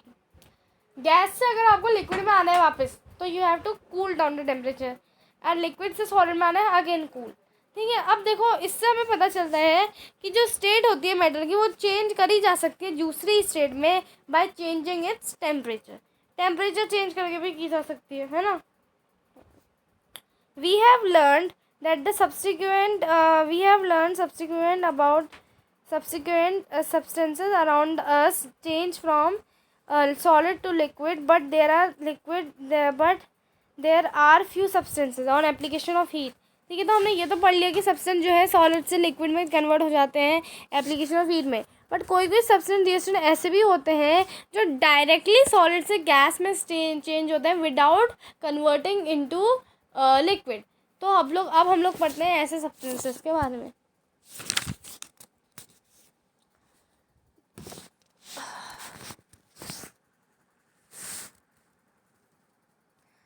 तो ये सुनो आपको क्या लेना है, आपको जो है आपके घर में कैम्फर होता है ना, कैम्फर क्या होता है ये सुनो आपने देखा होगा ना, कपूर जो होता है, कपूर जो आपके पूजा पाठ में इस्तेमाल होता है ना, उसको अगर आप क्रश करके एक किसी भी फनल में डाल दो, ठीक है, उसके ऊपर कॉटन प्लग लगा दो फनल के ऊपर और नीचे से आप लोग हीट करो, तो आप देखोगे रिएक्शन। अगर आपका रियल कैम्फर होगा, आजकल तो बहुत मिलावट होने लगी है, कैम्फर में भी वैक्स मिला दे रहे हैं, तो उसकी वजह से आपका लिक्विड में चेंज हो सकता है वो, लेकिन अगर आपका रियल कैम्फर होगा ना, वो क्या होगा, सीधे इवेपोरेट होगा, सॉलिड से सीधे इवेपोरेट, और इवेपोरेट होकर डिएस्टर वो क्या होगा, इवेपोरेट होगा। उसके बाद फिर क्योंकि आपने ऊपर से बंद कर दिया कॉटन प्लग लगा के, तो फिर क्या होगा, वो डिपॉजिट होने लग जाएगा on the sides of container. तो इससे हमें पता चलता है कि कुछ सब्सटेंस जो है सॉलिड से डायरेक्ट गैस में चेंज होते हैं और गैस से डायरेक्ट सॉलिड में ही चेंज हो जाते हैं, ठीक है। तो the change of state directly from solid to gas is known as sublimation, ठीक है, without changing into liquid state, और the state change from gas to solid without changing into liquid is known as deposition. तो I hope जैसे ये clear हो गया होगा आप लोगों को। अब नेक्स्ट हम लोग बढ़ते हैं effect of change of pressure. तो प्रेशर वाला effect of change of pressure भी हम लोग देख लेते हैं। अब देखो डियर स्टूडेंट्स कि कहीं ना कहीं हमने जो है अभी तक पढ़ा कि टेम्परेचर में अगर हम चेंज करते हैं तो क्या इफेक्ट पड़ेगा, तो प्रेशर का क्या कुछ इफेक्ट पड़ता है, तो let us see. So we have already learned that differences in various state of matter is due to the differences in distances between the constituent particles. ये तो हमने देख लिया कि डिफरेंट स्टेट वेरियस स्टेट जो है डिफरेंट जो है वेरियस स्टेट्स ऑफ मैटर में इसलिए है क्योंकि डिफरेंस है उनकी distance between the particles. Solid में जो है पार्टिकल्स के बीच में डिस्टेंस जो है बहुत कम है, और वहीं पे लिक्विड की बात करें तो थोड़ी सी ज़्यादा, गैसेस में जो है बहुत ज़्यादा डिस्टेंस है ना। तो distance what will happen if we start putting pressure and compress a gas enclosed in the cylinder. तो क्या होगा डियर स्टूडेंट, अगर हम लोग जो है प्रेशर अप्लाई करने लग जाएंगे for compressing a gas, let's see. तो dear student will the particles come closer, do you think that increasing और decreasing the pressure can change the state of matter. तो डियर स्टूडेंट आपने देखा होगा कि लिक्विड ऑक्सीजन जो होती है, लिक्विड ऑक्सीजन वो हॉस्पिटल में होती है, और आपने देखा होगा लिक्विड नाइट्रोजन भी यूज़ की जाती है बहुत सारी स्वीट्स बनाने के लिए, जैसे जो आपकी आइसक्रीम होती है उसको भी तुरंत ठंडा करने के लिए कोई कोई आपने देखा होगा ना रेस्टोरेंट्स वगैरह में, उसमें लिक्विड नाइट्रोजन मिला के वो लाते हैं, उसके बाद आपसे कहते हैं कि ये खाओ, है ना, उसमें धुआं आ जाता है। उसका फिर आपने देखी होगी सॉलिड कार्बन डाइऑक्साइड जिसको हम लोग ड्राई आइस कहते हैं, जो कि आपने देखा होगा ना टीवी में जो होते हैं रियलिटी शोज़ वगैरह जो ये सारे होते हैं ना, इनमें जो है वो यूज़ की जाती है। जैसे कोई गाना चल रहा है या फिर कोई हेवनली वर्ड हमें दिखाना है, जैसे कि भाई ये तो भाई ऊपर स्वर्ग वगैरह, तो हम लोग जो है ड्राई आइस का इस्तेमाल करते हैं, है ना, धुआं करने के लिए, ठीक है। तो आखिर ये सब जो गैसेस हैं इनको हम लोग लिक्विड कैसे कर सकते हैं, लेट्स सी। डियर स्टूडेंट्स, अगर आप लोग जो है प्रेशर अप्लाई करते हो, और टेम्परेचर रिड्यूस करते हो जो तो गैसेस है वो जो है आपकी लिक्विफाई हो सकती हैं। कैसे? ये सुन, आपके गैस के पार्टिकल्स हमें पता है बहुत ज़्यादा जो है इनके बीच में स्पेस होती है। अब जब हम इसमें प्रेशर अप्लाई करने लग जाते हैं तो क्या होता है, जो गैस के पार्टिकल आते हैं वो पास आने लगते हैं। डिक्रीज ऑफ टेम्परेचर भी आपको करना है। अगर आप टेम्परेचर इंक्रीज़ करोगे तब तो गलत हो जाएगा, है ना। आपको टेम्परेचर डिक्रीज़ करना है, प्रेशर इंक्रीज़ करते रहना, तो गैस के पार्टिकल साथ आते जाएंगे और क्या होंगे वो, लेकिन जो आपने देखा होगा कंटेनर में भी बहुत प्रेशर एक्सर्ट करेंगे। जैसे आपने देखा होगा ना, डिओड्रेंट्स वगैरह में लिखा रहता है कि हाईली प्रेशराइज कंटेनर, है ना, हाईली प्रेशराइज कंटेनर उसमें लिखा रहता है ना। तो मतलब आपको दबाना नहीं होता है, कुछ नहीं होता है, क्योंकि ऑलरेडी गैस जो है अंदर, गैस के पार्टिकल अंदर प्रेशर एक्सर्ट कर रहे होते हैं वॉल में, ठीक है। तो डियर स्टूडेंट, कहीं ना कहीं प्रेशर आपको लगाना है और प्रेशर लगाने से आपकी गैस और जो है लिक्विफाई हो जाएगी। And bye applying pressure and reducing temperature, आप उनको सॉलिड में भी कन्वर्ट कर सकते हो। इवन जैसे सॉलिड कार्बन डाइऑक्साइड है, वो डायरेक्ट जो है लिक्विड, डायरेक्ट गैस में कन्वर्ट हो जाती है। जैसे ही आप लोग उसको रिलीज़ करो, एटमॉस्फेयर प्रेशर जो है जैसे ही डिक्रीज टू 1 होता है, वो फटाफट जो है गैस में कन्वर्ट हो जाती है, डायरेक्ट सॉलिड से गैस में कन्वर्ट होती है, ठीक है। So by applying pressure and reducing temperature can liquefy gases. और अगर डियर हम लोग इसका अपोजिट करें, अभी हम लोग प्रेशर अप्लाई कर रहे हैं, we are increasing the pressure, तो उस समय हमारी जो गैस के पार्टिकल्स हैं वो पास आ रहे हैं, चिपक रहे हैं एक साथ। लेकिन अगर हम वहीं पे प्रेशर डिक्रीज़ कर दें तो क्या होगा? अगर हम प्रेशर डिक्रीज़ कर दें तो क्या होगा डियर? ऑब्वियसली बात है, कोई भी सब्सटेंस है, कोई भी सॉलिड मटेरियल है, तो डियर जैसे अभी अगर आप लोग जो है कोई भी चीज़ में प्रेशर इंक्रीज़ करोगे तो क्या होगा, उसका जो मेल्टिंग पॉइंट है वो भी इंक्रीज़ होगा, है ना, मेल्टिंग पॉइंट जो है इंक्रीज़ होगा उसका। लेकिन वहीं पे अगर आप प्रेशर डिक्रीज़ कर दो तो जो मेल्टिंग पॉइंट होगा वो भी डिक्रीज़ होगा, है ना, क्योंकि जब आप प्रेशर जो है डिक्रीज़ करोगे तो पार्टिकल जो है और फ्रीली मूव करेंगे और आपका जो वो होगा मेल्टिंग पॉइंट वो डिक्रीज़ हो जाएगा, है ना। बहुत लोग इसमें कन्फ्यूज़ होते हैं और इंक्रीज़ हो जाएगा मेल्टिंग पॉइंट, ये आप लोग एग्जाम में लिख के आ जाते हो, बट इंक्रीज़ नहीं होगा, डिक्रीज़ होगा, ठीक है। तो नेक्स्ट है, have you ever heard of solid carbon dioxide CO2? It is stored under high pressure. Solid carbon dioxide जो होती है ड्राई आइस, उसको हम लोग हाई प्रेशर में स्टोर करते हैं। Solid CO2 get converted directly into gaseous state on decrease of pressure to 1 atmosphere without coming into liquid state. This is also the reason why carbon dioxide is known as dry ice. उसको dry ice इसलिए कहते हैं dear student, क्योंकि वो जो है जैसे ही pressure decrease होता है वन एटमॉस्फेयर में, तो फटाफट जो है सीधे गैस स्टेट में ही कन्वर्ट हो जाती है विदाउट कन्वर्टिंग इनटू लिक्विड। तो ऐसी आइसी गैस जो लिक्विड में कन्वर्ट ना हो, है ना, तो इसीलिए उसको ड्राई आइस कहते हैं। मतलब उसके अंदर पानी नहीं है, ऐसा बताने के लिए खाली मतलब उसका एक नाम रखा गया, ठीक है, कार्बन डाइऑक्साइड का।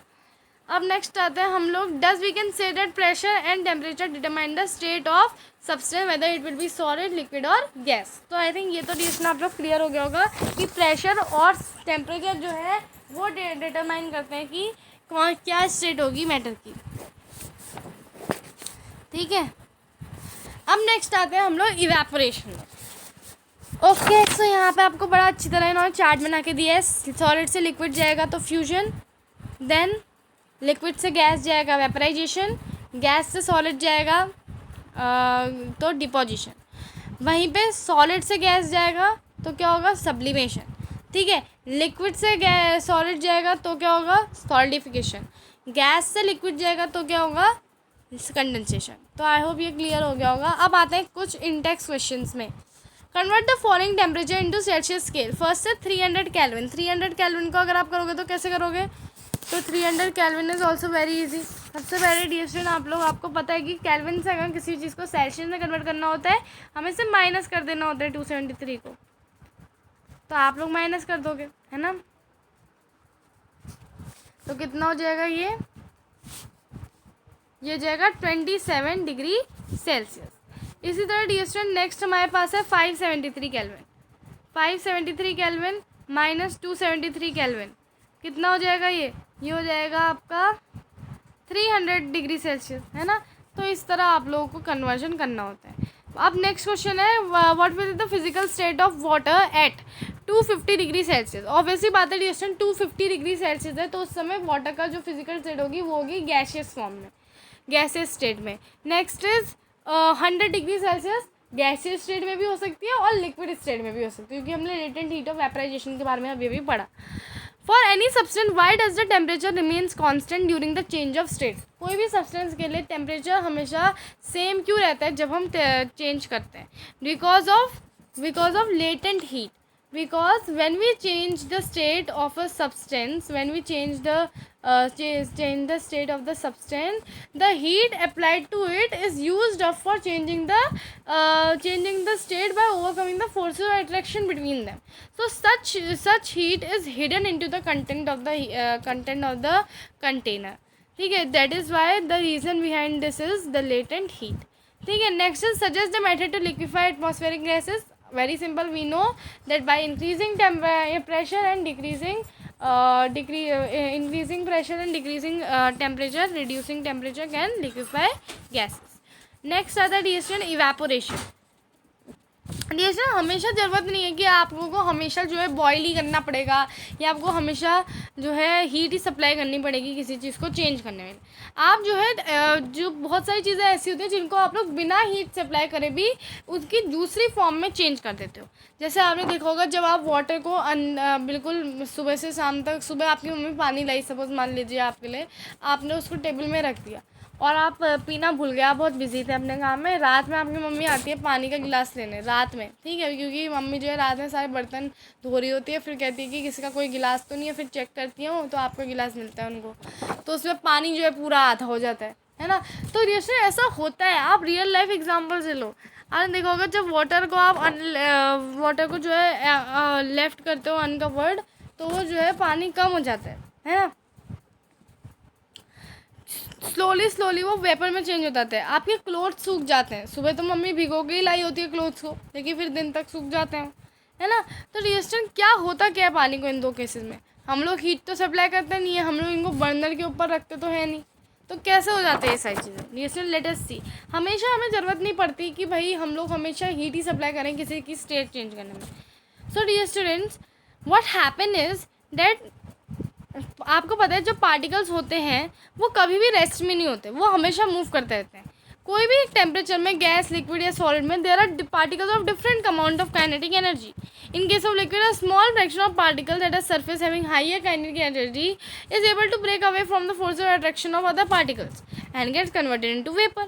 तो phenomena of change of liquid into gas without change of liquid into gas below its boiling point is known as evaporation. ठीक है, तो डिएस्टन ये है फिनोमेना। और इवेपोरेशन में सबसे बड़ा मेन अंतर यही है कि आपको इसमें बॉइलिंग पॉइंट तक इंतजार नहीं करना पड़ता, है ना। अब नेक्स्ट देखो, फैक्टर्स अफेक्टिंग इवेपोरेशन। ऐसे कौन कौन से फैक्टर हैं जो इवेपोरेशन को अफेक्ट करते हैं, यानी कि इवेपोरेशन की प्रोसेस में जो है बदलाव लाते हैं। जैसे कौन कौन से फैक्टर हैं जिससे इवेपोरेशन इंक्रीज़ या डिक्रीज़ होता है, ये हम लोग देखेंगे।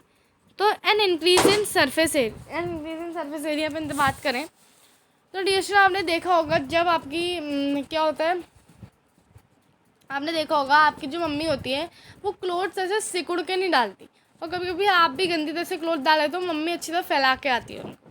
क्यों? क्योंकि डिएस्टर इवेपोरेशन सरफेस फिनोमेना है। अब जानो व्हाट इज सरफेस फिनोमेना। अब मैं बताती हूँ व्हाट इज सरफेस फिनोमेना। तो डिएस्टर सरफेस फिनोमेना, जैसे यहाँ पे मेरे पास एक कंटेनर है, इसमें कुछ पानी है, पानी के कुछ पार्टिकल्स हैं अंदर, है ना, these are some of the particles of pani. ठीक है, अब क्या होगा सरफेस फिनोमेना में, पहले जो ऊपर वाले पार्टिकल हैं ये इवेपोरेट होंगे, उसके बाद ये इवेपोरेट होंगे, तो लाइन वाइज इवेपोरेशन होगा इसमें ऐसा थोड़ा है कि भाई कोई पार्टिकल नीचे है, इसके पास ज़्यादा काइनेटिक एनर्जी आ गई, ये इवेपोरेट हो गया, लाइन वाइज इसमें इवेपोरेट होते रहते हैं। ठीक है, तो आई होप ये क्लियर हो गया होगा। अगर आपका सरफेस एरिया इंक्रीज़ होगा तो ज़्यादा पार्टिकल्स को जो है ज़्यादा पार्टिकल जो है एस्केप आउट हो पाएंगे, है ना। तो डिस्टेंस ये चीज़ आई थिंक आपको वो क्लियर हो गई। सपोज मान लो देयर आर टू कंटेनर्स, एक आपका ये है एक आपका जग है, और एक आपका जो है यहाँ पे इस तरह का कंटेनर है बड़ा सा। ठीक है, तो इसमें दोनों में आपने पानी भरा है यहाँ ऊपर तक। ठीक है, तो इसमें भी आपने भरा है ऊपर तक पानी, इसमें भी ऊपर तक भरा है, मैंने यहाँ पे पार्टिकल्स भी बना दिए। ठीक है, और इधर भी मैंने पार्टिकल्स बना दिए कुछ।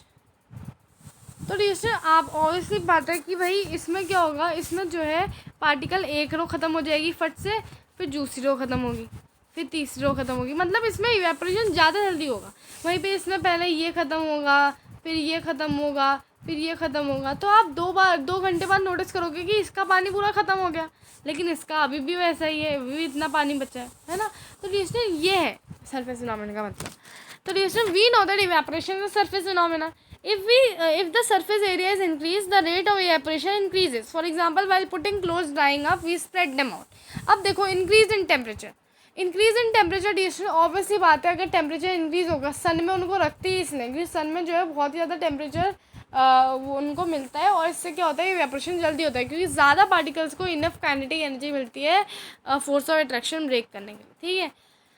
So with increase in temperature, more number of particles get enough energy to go out into the vapor state, अब नेक्स्ट है the decrease in humidity. Humidity जो है क्या है, amount of water vapour present in the air. अगर already आपकी air के पास इनफ वाटर वेपर प्रेजेंट है तो why would it take some more, right. तो इससे क्या होगा कि जो वाटर वेपर ऊपर प्रेजेंट है ना ह्यूमिडिटी में, वो भी कभी कभी कन्वर्ट होकर नीचे वाटर में आ जाते हैं, तो आपके क्लोथ्स तो कभी सूख नहीं पाएंगे, है ना। So the air around us can not hold more than a definite amount of water vapour in the given temperature. If the amount of water in air is already high, the rate of evaporation decreases. Now next is the increase in wind speed. अगर distance आपकी obviously बात है windy day में आपके cloth जल्दी सूखते हैं, क्योंकि ऑब्वियसली बात है जब आप विंड में जो है इसको डालते हो तो फिर क्या होता है, जो विंड के साथ ही बहुत सारे पार्टिकल्स वेपर में कन्वर्ट होकर चले जाते हैं, ठीक है। So it is common observation that clothes dry faster on windy day. With increase in wind speed, the particles of water vapor particles of water vapor move away with the wind. Decreasing amount of water vapor in the surrounding. ठीक है, तो I think ये तो आपको clear हो गया होगा। तो डिस्टेंस अभी तक जो हमने देखा, increase in surface area, increase in wind speed, increase in temperature, इन सब में जो है कहीं ना कहीं जो इवेपोरेशन था वो डायरेक्टली प्रोपोर्शनल था। मतलब अगर आपकी एक वैल्यू बढ़ेगी यानी कि टेम्परेचर बढ़ेगा तो आपका इवेपोरेशन बढ़ेगा, है ना। लेकिन ह्यूमिडिटी में इनडायरेक्टली था यानी कि इन्वर्सली था, क्योंकि ह्यूमिडिटी अगर डिक्रीज होगी तो इवेपोरेशन इंक्रीज होगा, ह्यूमिडिटी इंक्रीज होगी तो इवेपोरेशन डिक्रीज होगा। मतलब जब एक वैल्यू बढ़ी है दूसरी घट रही है, इन्वर्स प्रोपोर्शन, ठीक है। आई होप मैथमेटिक्स में आपने पढ़ा होगा, बिकॉज कोई बुकों में ऐसा लिखा है this is directly, this is inversely proportion, है ना। तो for your understanding I am just telling you, okay. So next is how does evaporation cause cooling. जैसे इवेपोरेशन एक मेजर डिफरेंस ये भी है इवेपोरेशन और बॉइलिंग में कि इवेपोरेशन हमेशा कूलिंग कॉज करता है। In an open vessel, the liquid keeps evaporating. The particles of liquid absorb energy from the surrounding to regain energy lost during evaporation. देखो इसमें एक लिक्विड है, सपोज मान लो कोई एक पार्टिकल्स में इनफ काइनेटिक एनर्जी आ गई और वो लीव करता है, तो ऑब्वियसली बात है कि आपकी एक एनर्जी तो लूज़ हो गई लिक्विड में से। अब जो दूसरे लिक्विड है वो भी एनर्जी जो है बार बार जो है सराउंडिंग से लेंगे ताकि वो जो है रीगेन कर सके एनर्जी जो लॉस्ट हुई है इवेपोरेशन के दौरान, और इस तरह वो इवेपोरेट होते रहेंगे। तो इससे क्या होगा, सराउंडिंग्स को कूलिंग मिलेगी, ठीक है। तो ये होता है मेन चीज़। तो particles of liquid absorb energy from the surrounding and evaporate to regain energy lost during evaporation, ठीक है। So when you pour some acetone, nail polish remover आपने देखा होगा डिस्टेंस, जब मम्मी का नेल पॉलिश रिमूवर आप लोग गलती से ले लेते हो और आप लोगों के हाथ में कभी गिर जाते तो इतनी ठंडक महसूस होती है। कोई लोग तो ज़बरदस्ती उसमें गिराते रहते हैं हाथ में कि भाई और ठंडक आए, है ना, देखने के लिए। तो डिस्टेंस कहीं ना कहीं जो है नेल पॉलिश रिमूवर के बारे में बात करूँ तो जब पार्टिकल गेन एनर्जी फ्रॉम ये पाम और surrounding and evaporate causing palm feel cool. Particle जो होते हैं डिस्टेंस एसीटोन के, वो जो है जब आपके पाम में गिरता है एसीटोन तो वो जो एनर्जी जो है सराउंडिंग से एब्जॉर्ब करता है और क्विकली इवेपोरेट हो जाता है, जिससे कि आपके पाम में कूलिंग सेंसेशन होती है। एसीटोन की अगर मैं बात करूँ तो एसीटोन जो है बहुत जल्दी इवेपोरेट हो जाता है, ठीक है। अब देखो हॉट सनी डे में आपने देखा होगा बहुत सारे लोग जो होते हैं रूफ़ जो होती है या फिर ओपन ग्राउंड जो होता है बाहर आंगन का, उसमें पानी छिड़कते हैं। क्यों छिड़कते हैं डिस्टेंस, क्योंकि पानी छिड़कने से क्या होता है, क्योंकि obviously latent heat of fusion बहुत ज़्यादा है, वेपराइजेशन बहुत ज़्यादा है, तो फिर क्या होता है, जो पार्टिकल होता है, जो वाटर के पार्टिकल्स होते हैं वो गैस में चेंज हो जाते हैं, और जो नीचे का सरफेस होता है वो जो है ठंडा हो जाता है। ठीक है, अब देखो इसमें बहुत सारे एग्जाम्पल है, जैसे क्यों हमें कॉटन क्लोथ्स पहनने चाहिए। आपने देखा होगा गर्मियों में आप लोग जो है कितना ज़्यादा आपको स्वेटिंग होती है। कॉटन क्लोथ जैसे इसलिए पहनने होते हैं बिकॉज कॉटन क्लोथ्स की अगर मैं बात करूँ तो आपने देखा होगा कॉटन क्लोथ्स में स्मॉल होल्स होते हैं, उसमें पोर्स होते हैं स्मॉल फैब्रिक में। तो इससे क्या होता है, जिससे ये पोर्स अलाउ करते हैं जो स्वेट होता है आपकी बॉडी का उसको इवेपोरेट होने के लिए। तो जब वो स्वेट इवेपोरेट होता है तो फिर आपको कूलिंग सेंसेशन होती है। Next, why do you see water droplets on the outer surface of glass containing icy cold water. तो डिस्टेंस से इसका अपोजिट, अगर आप लोग क्या करते हो गर्मियों के टाइम पे यूजुअली ऐसा होता है, ह्यूमिडिटी जब होती है, ह्यूमिडिटी के टाइम पे ऐसा होता है, जुलाई के महीने में देख लेना आप, कभी गर्मी होती है बहुत उमस टाइप की, तो आप फ्रिज से ठंडा ठंडा पानी निकालते हो बर्फ़ वाला। तो क्या होता है, जब आप बाहर रखते हो तो आप उसके चारों ओर कुछ वाटर ड्रॉपलेट्स देखते हो। क्यों? क्योंकि आपके जो एटमॉस्फेयर है उसके चारों तरफ वाटर वेपर प्रेजेंट है। तो जब आपका वो वाटर वेपर आपके आइसी कोल्ड वाटर का जो टम्बलर है उसके कांटेक्ट में आती है तो वो अपनी एनर्जी लूज़ करती है और वो फिर से वाटर में कन्वर्ट हो जाती है। ठीक है, तो आई होप ये क्लियर हो गया होगा। अब नेक्स्ट है, why does a desert cooler cool better on hot dry day. So desert cooler की भी सेम प्रोसेस। अब डेजर्ट कूलर में क्या होता है, आप लोग जो है पानी भरते हो ना उसमें ठंडी हवा लेने के लिए, तो जब बहुत गर्मी के दिन होते हैं उस दिन क्या होता है, जो वाटर कूलर के अंदर पानी होता है वो एनर्जी एब्जॉर्व करता है सराउंडिंग से और इवेपोरेट होता है, और ज़्यादा इवेपोरेशन का रेट ज़्यादा होता है तो ज़्यादा जो है कूलिंग वो करता है। ठीक है, नेक्स्ट है, वाटर कैप्टन मटका बिकम्स कूल। तो आपको पता है मटका किससे बना होता है, सॉइल से बना होता है ना, और सॉइल्स में आपने देखोगे छोटे छोटे होल्स होते हैं या पोर्स होते हैं। तो ये जो पोर्स होते हैं ये अलाउ करते हैं जो मटके का पानी है उसको इवेपोरेट होने के लिए, क्योंकि मटके का पानी जो है एनर्जी एब्जॉर्व करता है सराउंडिंग से, उसके बाद फिर वो इवेपोरेट होता है जिससे कि मटके का जो आउटर सर्फेस होता है वो कूल हो जाता है। नेक्स्ट न्यूज़ है, why does our palm feel cool when you put some acetone और petroleum perfume on it. Same reason which has given in the book. Next, we are able to sip a hot tea or milk faster from a saucer rather than from a cup. You know very well, dear student. आपने mummy papa को देखा होगा कि भाई saucer से चाय पीते हैं। वाई? बिकॉज ये ना सॉसर में जो है सरफेस एरिया इंक्रीज होता है तो the evaporation also increases, and if the evaporation increases when it increases, so the tea or milk whatever drinking it evaporates in the faster rate and it leaves behind the surface cool. So by this method many people drink because इससे जो है बहुत जल्दी ठंडा हो जाता है। Next, what type of cloth should we wear in summer. So आपको पता है इन समर में हमें कौन से क्लोथ पहनने चाहिए, in summer we should wear cotton clothes. Okay, next is okay, it's ended. Now we will do some exercises here. So convert the following temperature into Celsius scale.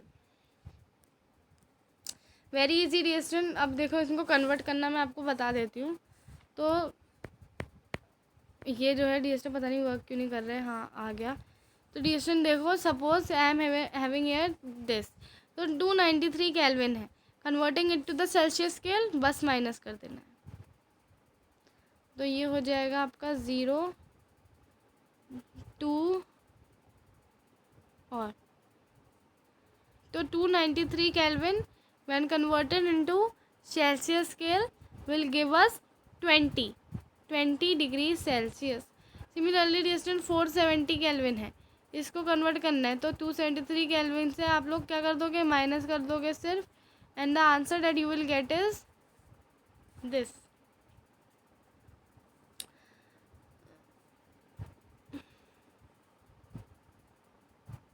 (197 degree Celsius. ठीक है, next is convert the following temperature into kelvin scale.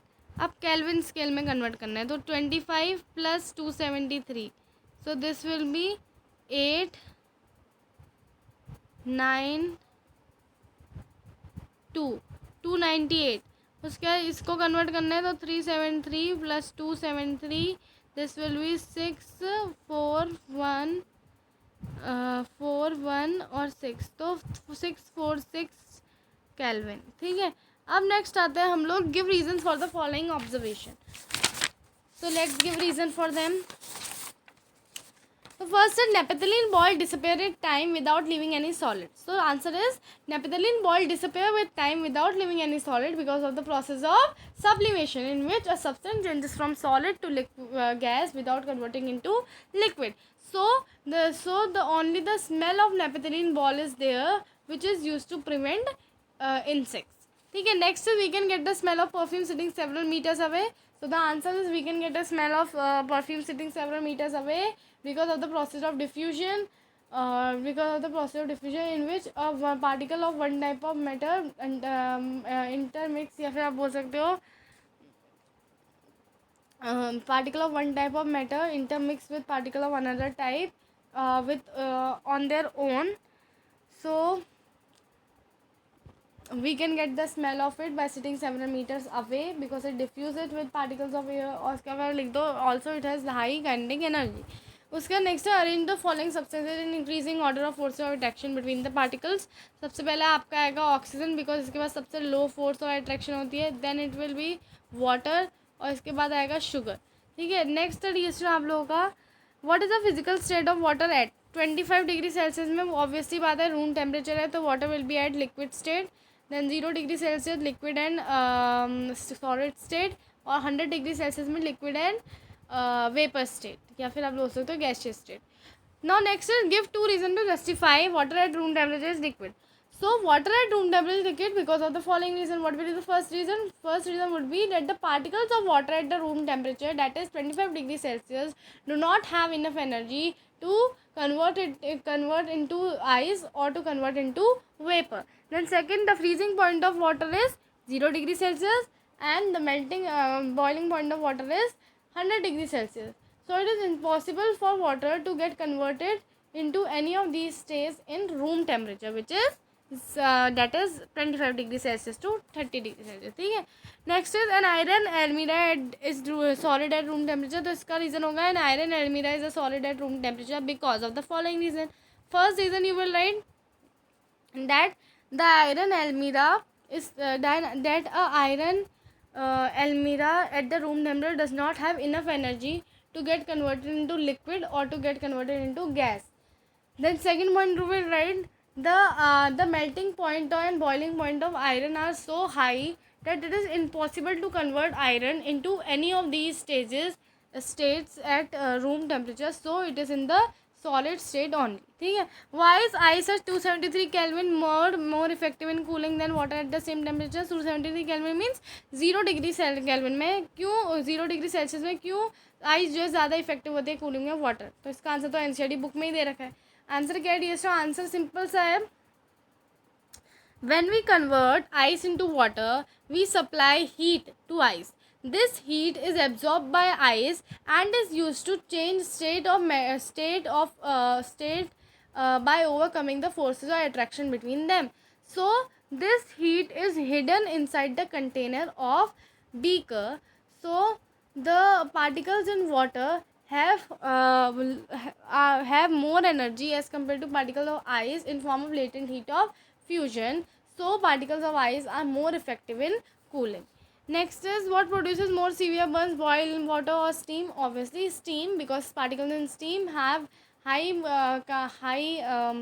that you can say energy because of the latent heat of vaporization, in the form of latent heat of vaporization.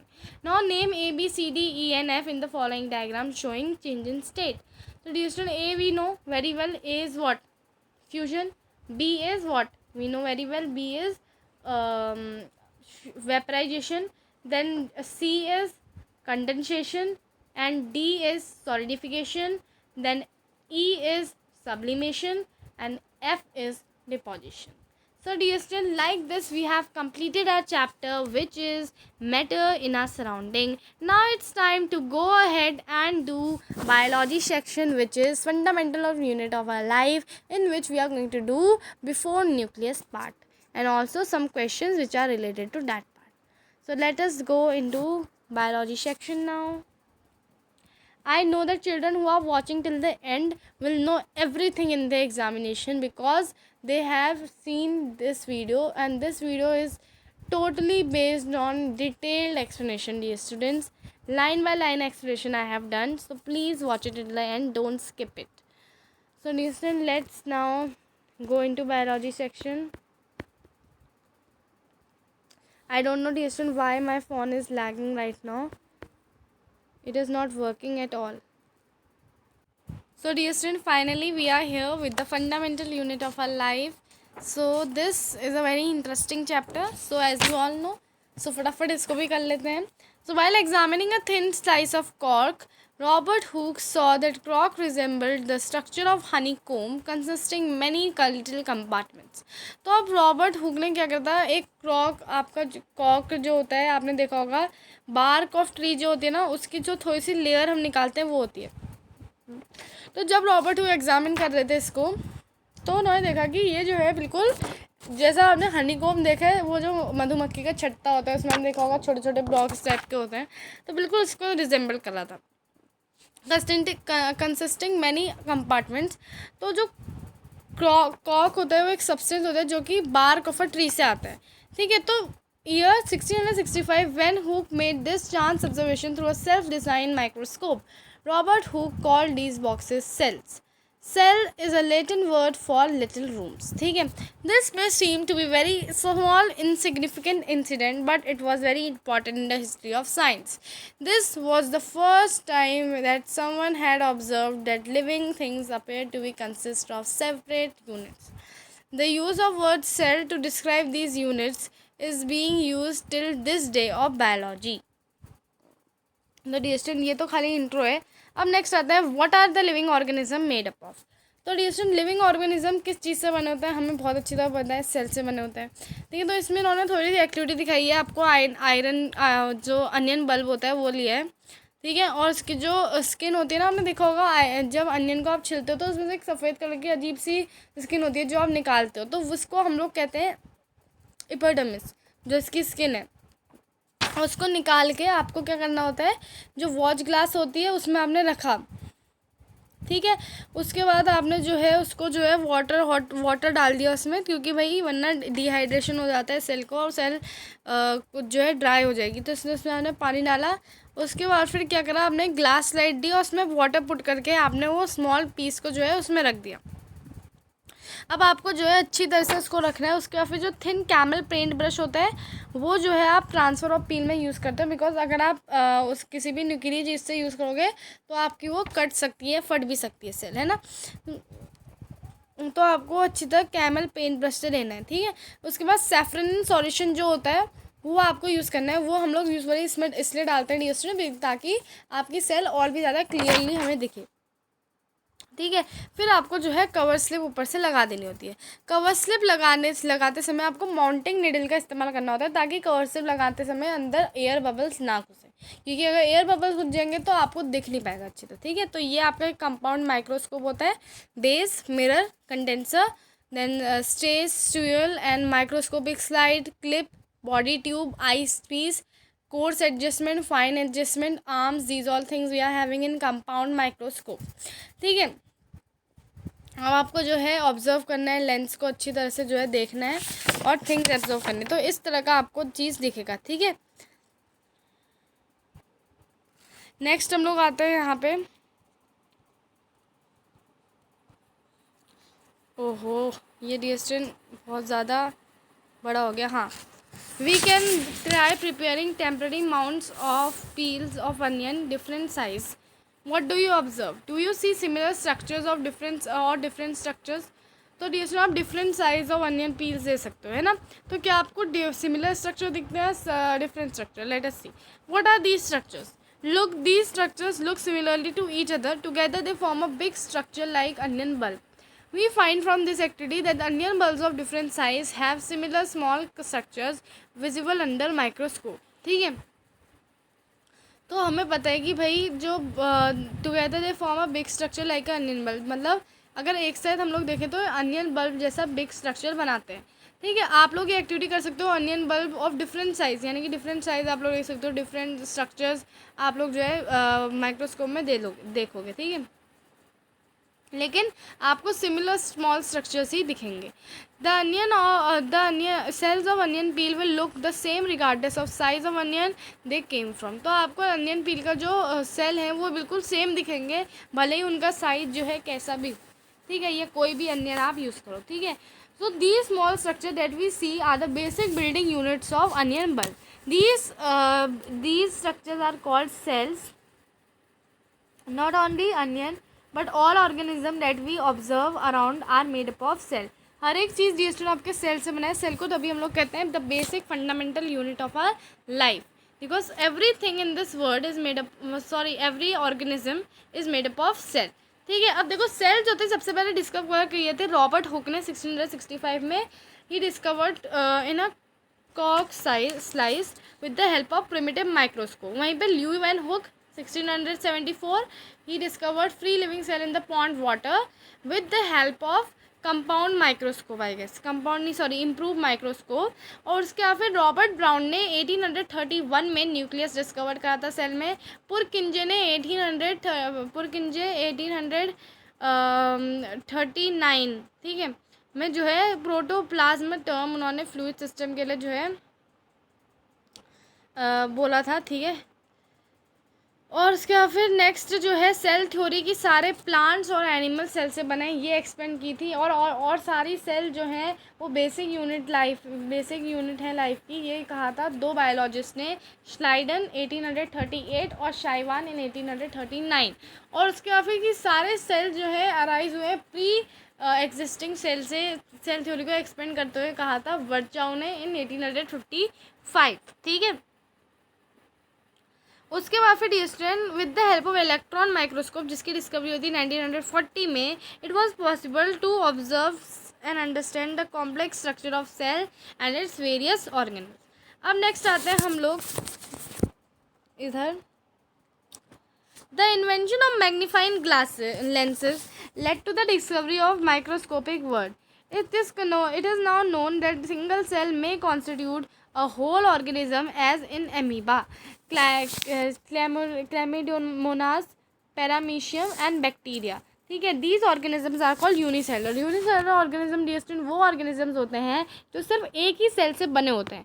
On the other hand अगर कोई organism multi cell से बना है, यानी कि multicellular organisms, ऐसे organisms को हम मल्टी सेलुलर कहते हैं. On the other hand many cells group together in a single body and assume different function in it to perform various body parts in multicellular organism.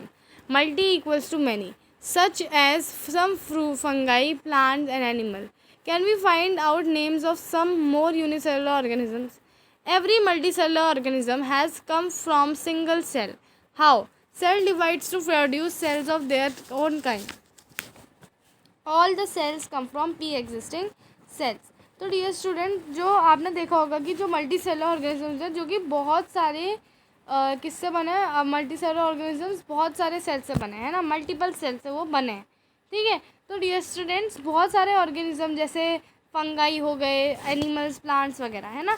अब देखो dear student, क्यों इन्होंने कहा कि every multicellular organism is made from has come from a single cell, क्योंकि सबसे पहले एक सिंगल सेल होता है, फिर वो डिवाइड करता है फॉर्म मल्टीपल सेल्स. उसके बाद वो बहुत सारे सेल जो कि वो एक ही काम करते हैं, उनको वो टिश्यू बनाते हैं. देन टिश्यू, बहुत सारे टिश्यू जो एक ही काम करते हैं वो ऑर्गन बनाते हैं. देन बहुत सारे ऑर्गन्स मिलके बनाते हैं ऑर्गन सिस्टम्स. और ये सारी चीज़ जब एक बॉडी में आती है, यानी कि पूरी बॉडी जब बनती है, तो इसको हम लोग कहते हैं ऑर्गेनिजम्स. ऐसे करके आपके पूरी प्रोसेस चलती है ऑर्गेनिज्म बनाने की. ठीक है डियर स्टूडेंट, तो यहाँ पे हमने इसलिए कहा है every multicellular organism has come from single cell. ठीक है, अब again temporary amount of leaf peels लेना है, tip of roots of onion, और या फिर ये सारी चीज़ें. ठीक है, और फिर यही एक्टिविटी जो है परफॉर्म करके जो है आपको आंसर लिखना है. ठीक है, next suggestion, some organism can also have cells of different kinds. Look at the following picture that depicts some cells from the human body. जैसे smooth muscle cell, blood cells, nerve cell, ovum, bone cells, sperm and fat cells. These all are the various cells of human body. The shape and size of cells are related to the specific function they perform. तो यहाँ पे लिख रखा है the shape and size of cell are related to specific function जो कि वो perform करते हैं. Some cells like amoeba have changing shape. In others cases the cell shape could be more or less fixed and peculiar for particular type of cell. For example, nerve cell have typical shape. Each living cell has the capacity to perform certain basic functions. हर एक living cell जो होता है उसके पास capacity होती है बहुत सारे basic function perform करने की. That are the characteristics of all living forms. How does a living cell perform these basic functions?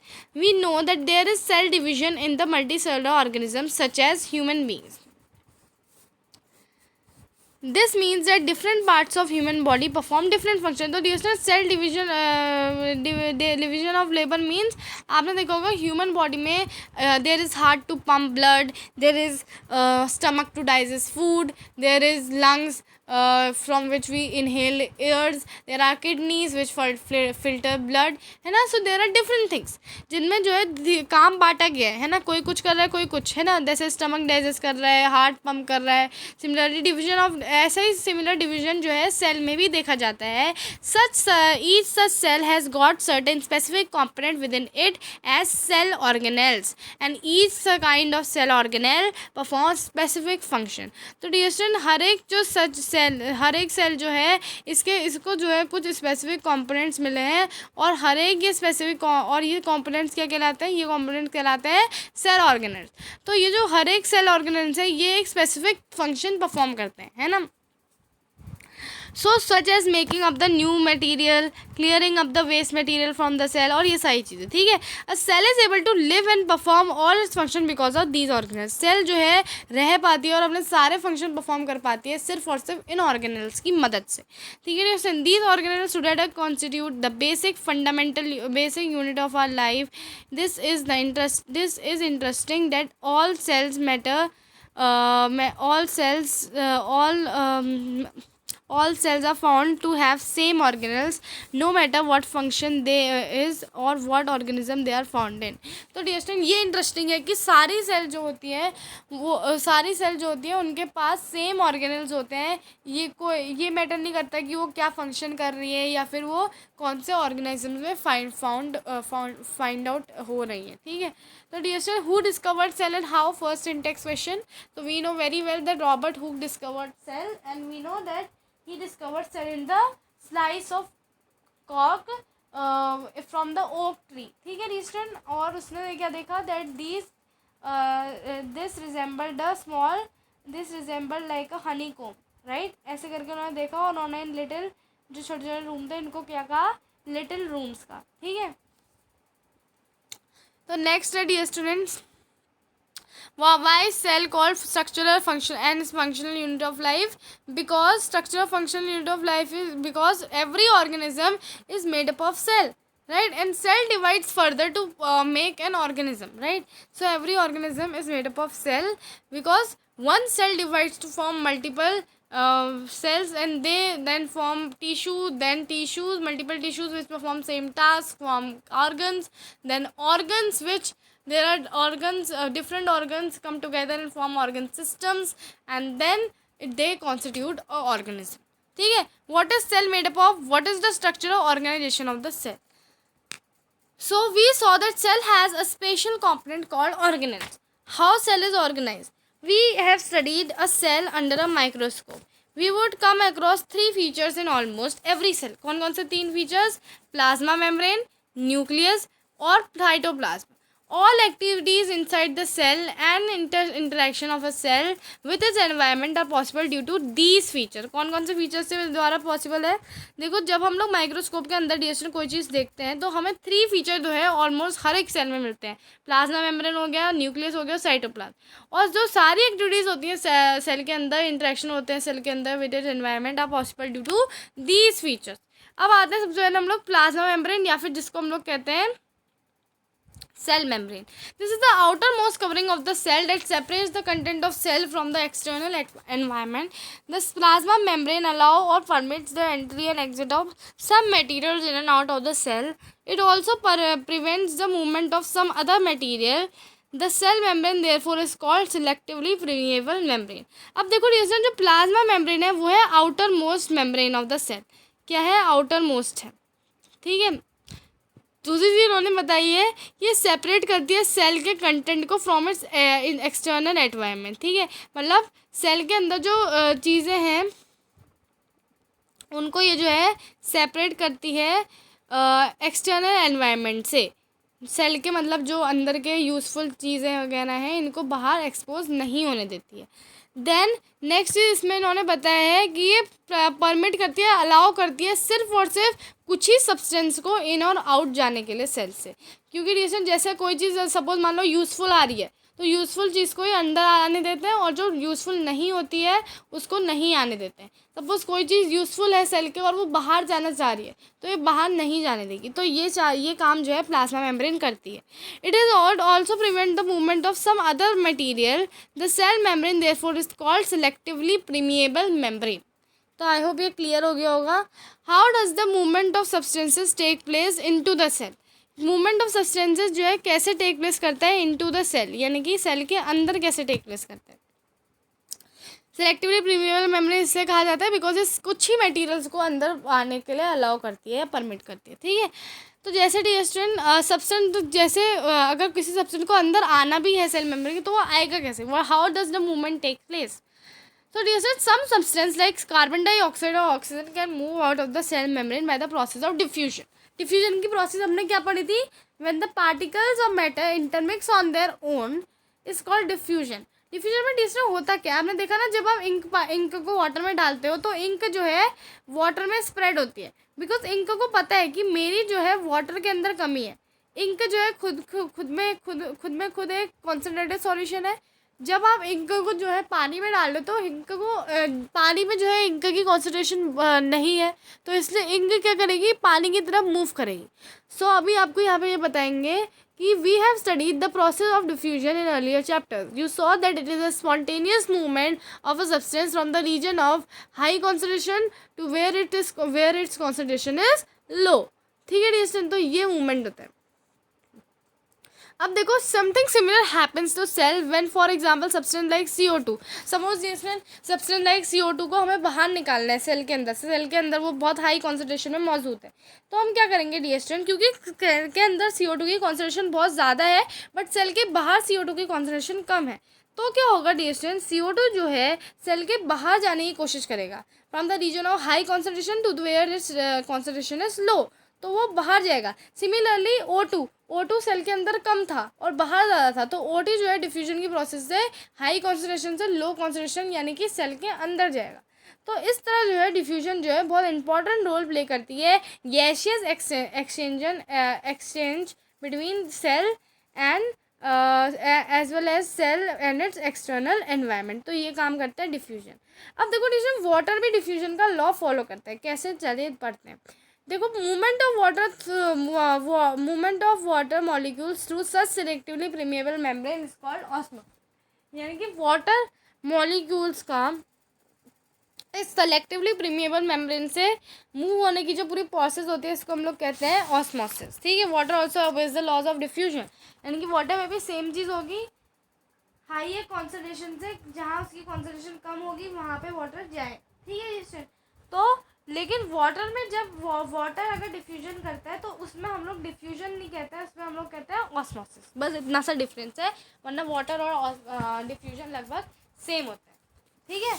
Next district इन्होंने हमें बताया है that the movement of water across the plasma membrane is also affected by the amount of substance dissolved in water, ठीक है। अब देखो जो movement होता है वाटर का across the plasma membrane वो जो है कहीं ना कहीं अफेक्ट होता है by the substance dissolve in water, ठीक है। अगर आपके वाटर में सब्सटेंस जो है ज़्यादा डिजॉल्व करा गया है तो मतलब वाटर की क्वांटिटी उसमें कम होगी ना। सपोज मान लो कोई ऐसा कॉन्सेंट्रेटेड शुगर सॉल्यूशन सपोज आपको बनाना है तो आप क्या करोगे, शुगर उसमें डाले जा रहे हो तो शुगर सॉल्यूट जो है उसकी मात्रा उसमें ज़्यादा हो जाएगी, है ना, और वाटर की मात्रा कम हो जाएगी तो कॉन्सेंट्रेटेड सॉल्यूशन बन जाएगा शुगर का, है ना। तो मूवमेंट ऑफ वाटर जो है इफेक्ट होता है प्लाज्मा मेम्ब्रेन में, also affected by the amount of substance okay dissolve in water. तो ऑस्मोसिस क्या है, ऑस्मोसिस है net diffusion of water across the selectively permeable membrane, ठीक है, नेट डिफ्यूजन है toward a higher solute solution. यानी कि हाईएस्ट सॉल्यूट सॉल्यूट सॉल्यूट और सॉल्वेंट दो टाइप के होते हैं डियर स्टूडेंट। सॉल्यूट वो चीज़ होती है जिसकी मात्रा कम होती है। मतलब डियर स्टूडेंट जैसे आपने देखा होगा, सपोज मान लो, मैं आपको बता देती हूँ एक बार, इसको अच्छी तरह समझा देती हूँ मैं आपको इसको। डियर स्टूडेंट सपोज मान लो यहाँ पे आपके पास एक कंटेनर है, ठीक है, इसमें शुगर का सॉल्यूशन बहुत ज़्यादा है, शुगर बहुत ज़्यादा है इसमें, ठीक है, हाईएस्ट सॉल्यूट सॉल्यूशन। अब देखो यहाँ पे पानी है, यहाँ पे कंटेनर में, एक कंटेनर में पानी रखा है, तो ये पानी जो है शुगर की तरफ जाएगा, हाईएस्ट सॉल्यूट सॉल्यूशन की तरफ जाएगा, क्योंकि जहाँ पे चीनी ज़्यादा है वहाँ पे पानी कम है। तो यही चीज़ होती है ऑस्मोसिस में, जहाँ हाईएस्ट सॉल्यूट सॉल्यूशन होता है, चीनी सॉल्यूट है, इस केस में चीनी सॉल्यूट है, ठीक है, और जो पानी है वो सॉल्वेंट होता है जिसमें आप चीज़ घोल लो, ठीक है। So what will happen if the animal cell और plant cell into a soluble plant cell into a solution of sugar और सॉल्ट। अगर हम लोग पुट करेंगे एनिमल सेल या प्लांट सेल को सॉल्यूशन ऑफ शुगर और सॉल्ट में, तो क्या होगा? देखो, अगर जो मीडियम है सेल के सराउंडिंग में उसमें हाइयर वाटर कॉन्सेंट्रेशन है देन द सेल, यानी कि सेल में जितनी वाटर कॉन्सेंट्रेशन है उससे कम वाटर कॉन्सेंट्रेशन है मीडियम में, ठीक है, सॉरी मतलब सेल में जितनी कॉन्सेंट्रेशन है उससे ज़्यादा कॉन्सेंट्रेशन है मीडियम में, तो फिर क्या होगा? जो आउटसाइड सॉल्यूशन है वो वेरी डाइल्यूट है, वो कॉन्सेंट्रेटेड नहीं है, तो क्या होगा? सेल जो है वाटर गेन करेगी ऑस्मोसिस द्वारा, क्योंकि सेल के अंदर जो है वाटर की कॉन्सेंट्रेशन कम है, तो वाटर इनसाइड आएगा सेल के। और ऐसे सॉल्यूशंस को हम लोग कहते हैं हाइपोटोनिक सॉल्यूशन।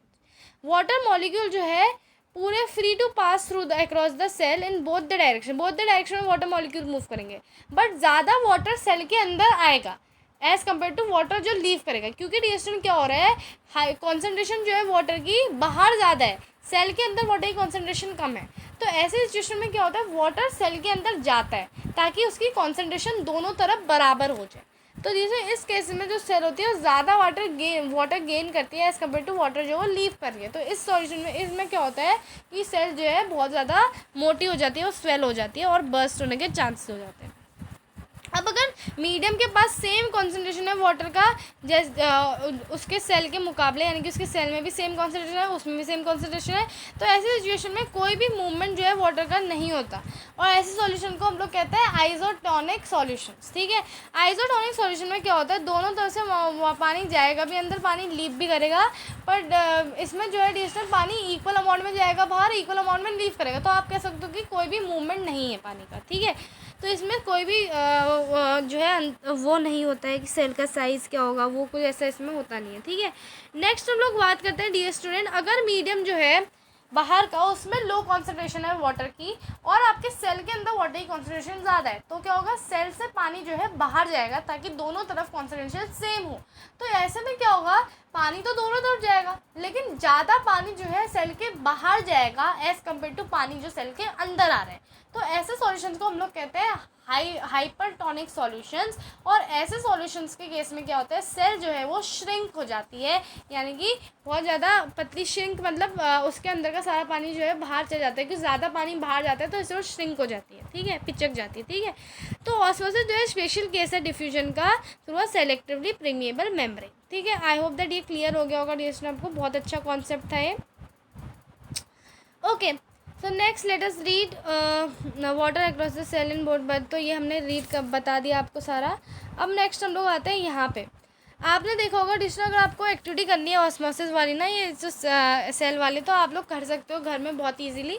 आपके पास अगर रेजिन्स होते हैं ना, रेजिन्स वाले बहुत सारे लोग खाते हैं रेजिन्स को, आप इनको अगर पानी में भिगो के रखोगे ना एक रात, तो दूसरे दिन आप देखोगे रेजिन्स जो है फुल जाएंगे। और अगर ग्रेप्स को आप सिमिलरली पानी में रखोगे जो बहुत डाइल्यूट है, जैसे शुगर वाटर में रखोगे, तो ग्रेप्स जो है श्रिंक हो जाएंगे। ऐसा क्यों होता है डियर स्टूडेंट, क्योंकि रेजिन्स में जो है पानी एंटर होता है। आपने देखा होगा रेजिन कितने चिपके होते हैं, अगर जब आप उन्हें पानी में डालते हो तो क्या होता है, पानी की कॉन्सेंट्रेशन बाहर ज़्यादा है, तो ऑब्वियसली बात है कि पानी जो है अंदर एंटर करेगा जहाँ उसकी कॉन्सेंट्रेशन कम है। तो डियर स्टूडेंट जब पानी अंदर जाएगा तो ज़्यादा पानी जो है रेजिन के अंदर जाएगा एज़ कम्पेरेटिवली जो पानी रेजिन से एज़ कम्पेरेटिवली जो पानी रेजिन से बाहर आ रहा है। तो डियर ऐसी कंडीशन में रेजिन फुल जाएगा, है ना।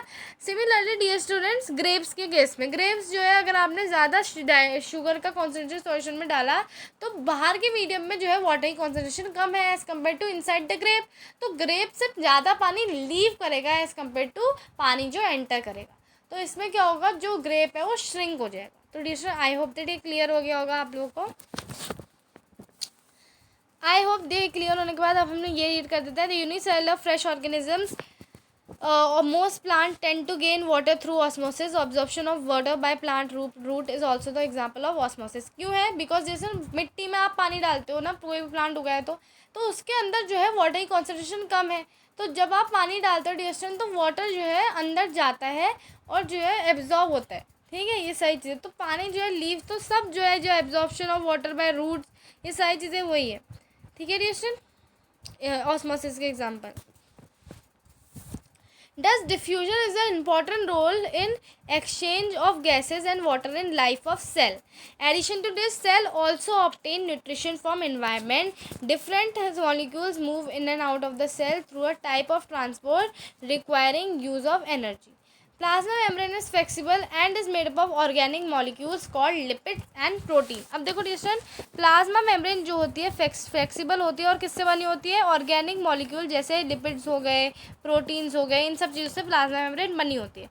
However we can observe the structure of plasma membrane through an electron microscope. हम इलेक्ट्रॉन माइक्रोस्कोप की मदद से जो है प्लाज्मा मेम्ब्रेन का जो स्ट्रक्चर है वो जो है हम लोग क्या कर सकते हैं, हम लोग कहीं ना कहीं ऑब्जर्व कर सकते हैं। Flexibility of plasma membrane enables cell to engulf food from it and other material from external environment. क्योंकि फ्लेक्सिबल होती है प्लाज्मा सेल मेम्ब्रेन, तो उससे क्या होती है डियर स्टूडेंट, वो जो है इनेबल करती है सेल को फूड को एनग्लफ करने के लिए, कहाँ से, उसके एक्सटर्नल मीडिया से। ठीक है, तो एमीबा जैसे जो होता है, और इस प्रोसेस को हम लोग कहते हैं एंडोसाइटोसिस।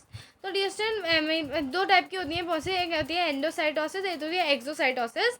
एक्सोसाइटोसिस में वो अपना वेस्ट बाहर फेंकते हैं। ठीक है, तो amoeba acquires food through such process. ठीक है, एमीबा जो है अपना फूड इसी प्रोसेस से लेती है। तो आई होप ये क्लियर हो गई होगी। अब नेक्स्ट आते हैं सेल वॉल में। इससे पहले कि सेल वॉल करें, फटाफट इंटेक्स क्वेश्चन देख लेते हैं। Okay, how do substance like CO2 move in and out of the cell? Very simple, by the process of diffusion. ठीक है, उसका आपको डिटेल में लिखना है, 5 मार्क्स का आ गया, you can write easily because I have explained you.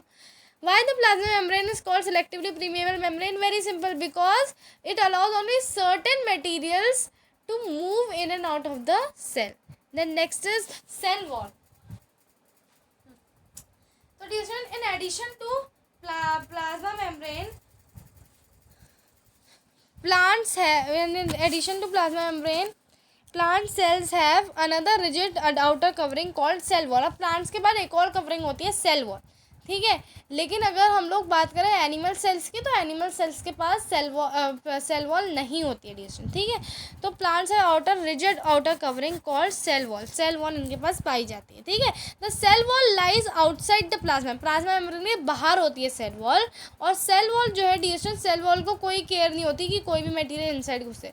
Plasma membrane जो है वो है सेलेक्टिवली परमेबल मेम्ब्रेन। ठीक है, the plant cell wall is mainly composed of cellulose. ज़्यादा तक जो सेल वॉल होती है सेल्यूलोज की बनी रहती है। सेल्यूलोज क्या है? सेल्यूलोज एक कॉम्प्लेक्स सब्सटेंस है जो कि स्ट्रक्चरल स्ट्रेंथ प्रोवाइड करवाता है प्लांट्स को। ठीक है, which provides structural strength to plant. Next distance हम लोग आते हैं, जब कोई living cell distance water lose करता है ऑस्मोसिस के थ्रू, और कोई श्रिंकेज हो जाती है उसकी, उस सेल की, या फिर कॉन्ट्रैक्शन हो जाता है content of the cell away from the cell wall, तब ऐसी कंडीशन, ऐसी प्रोसेस को हम लोग कहते हैं plasmolysis.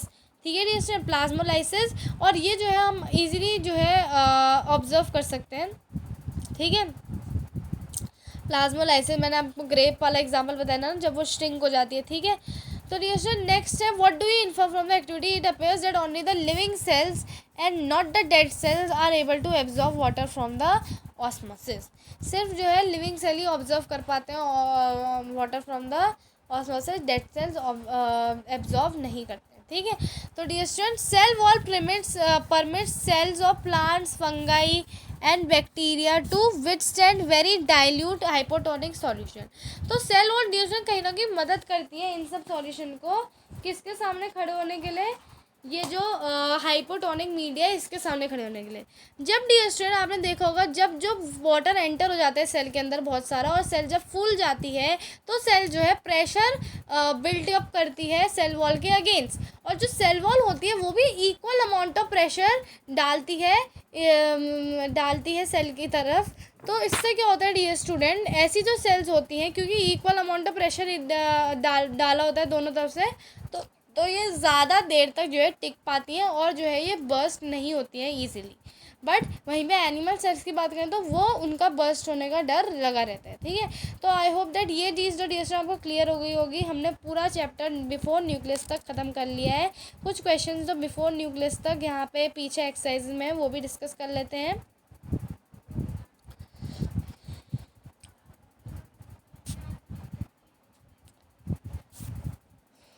Okay, so these are the exercise. तो first question is what would happen if plasma membrane raptures और ब्रेक डाउन। सो आपको आंसर क्या लिखना है, simply the following things would happen if plasma membrane raptures और ब्रेक डाउन। क्या क्या हो सकता है, सारा जो मटेरियल अच्छा है प्लाज्मा मेम्ब्रेन के अंदर वो बाहर चले जाएगा, या फिर जो बाहर की गंदी चीज़ें हैं वो अंदर आ जाएंगी, है ना।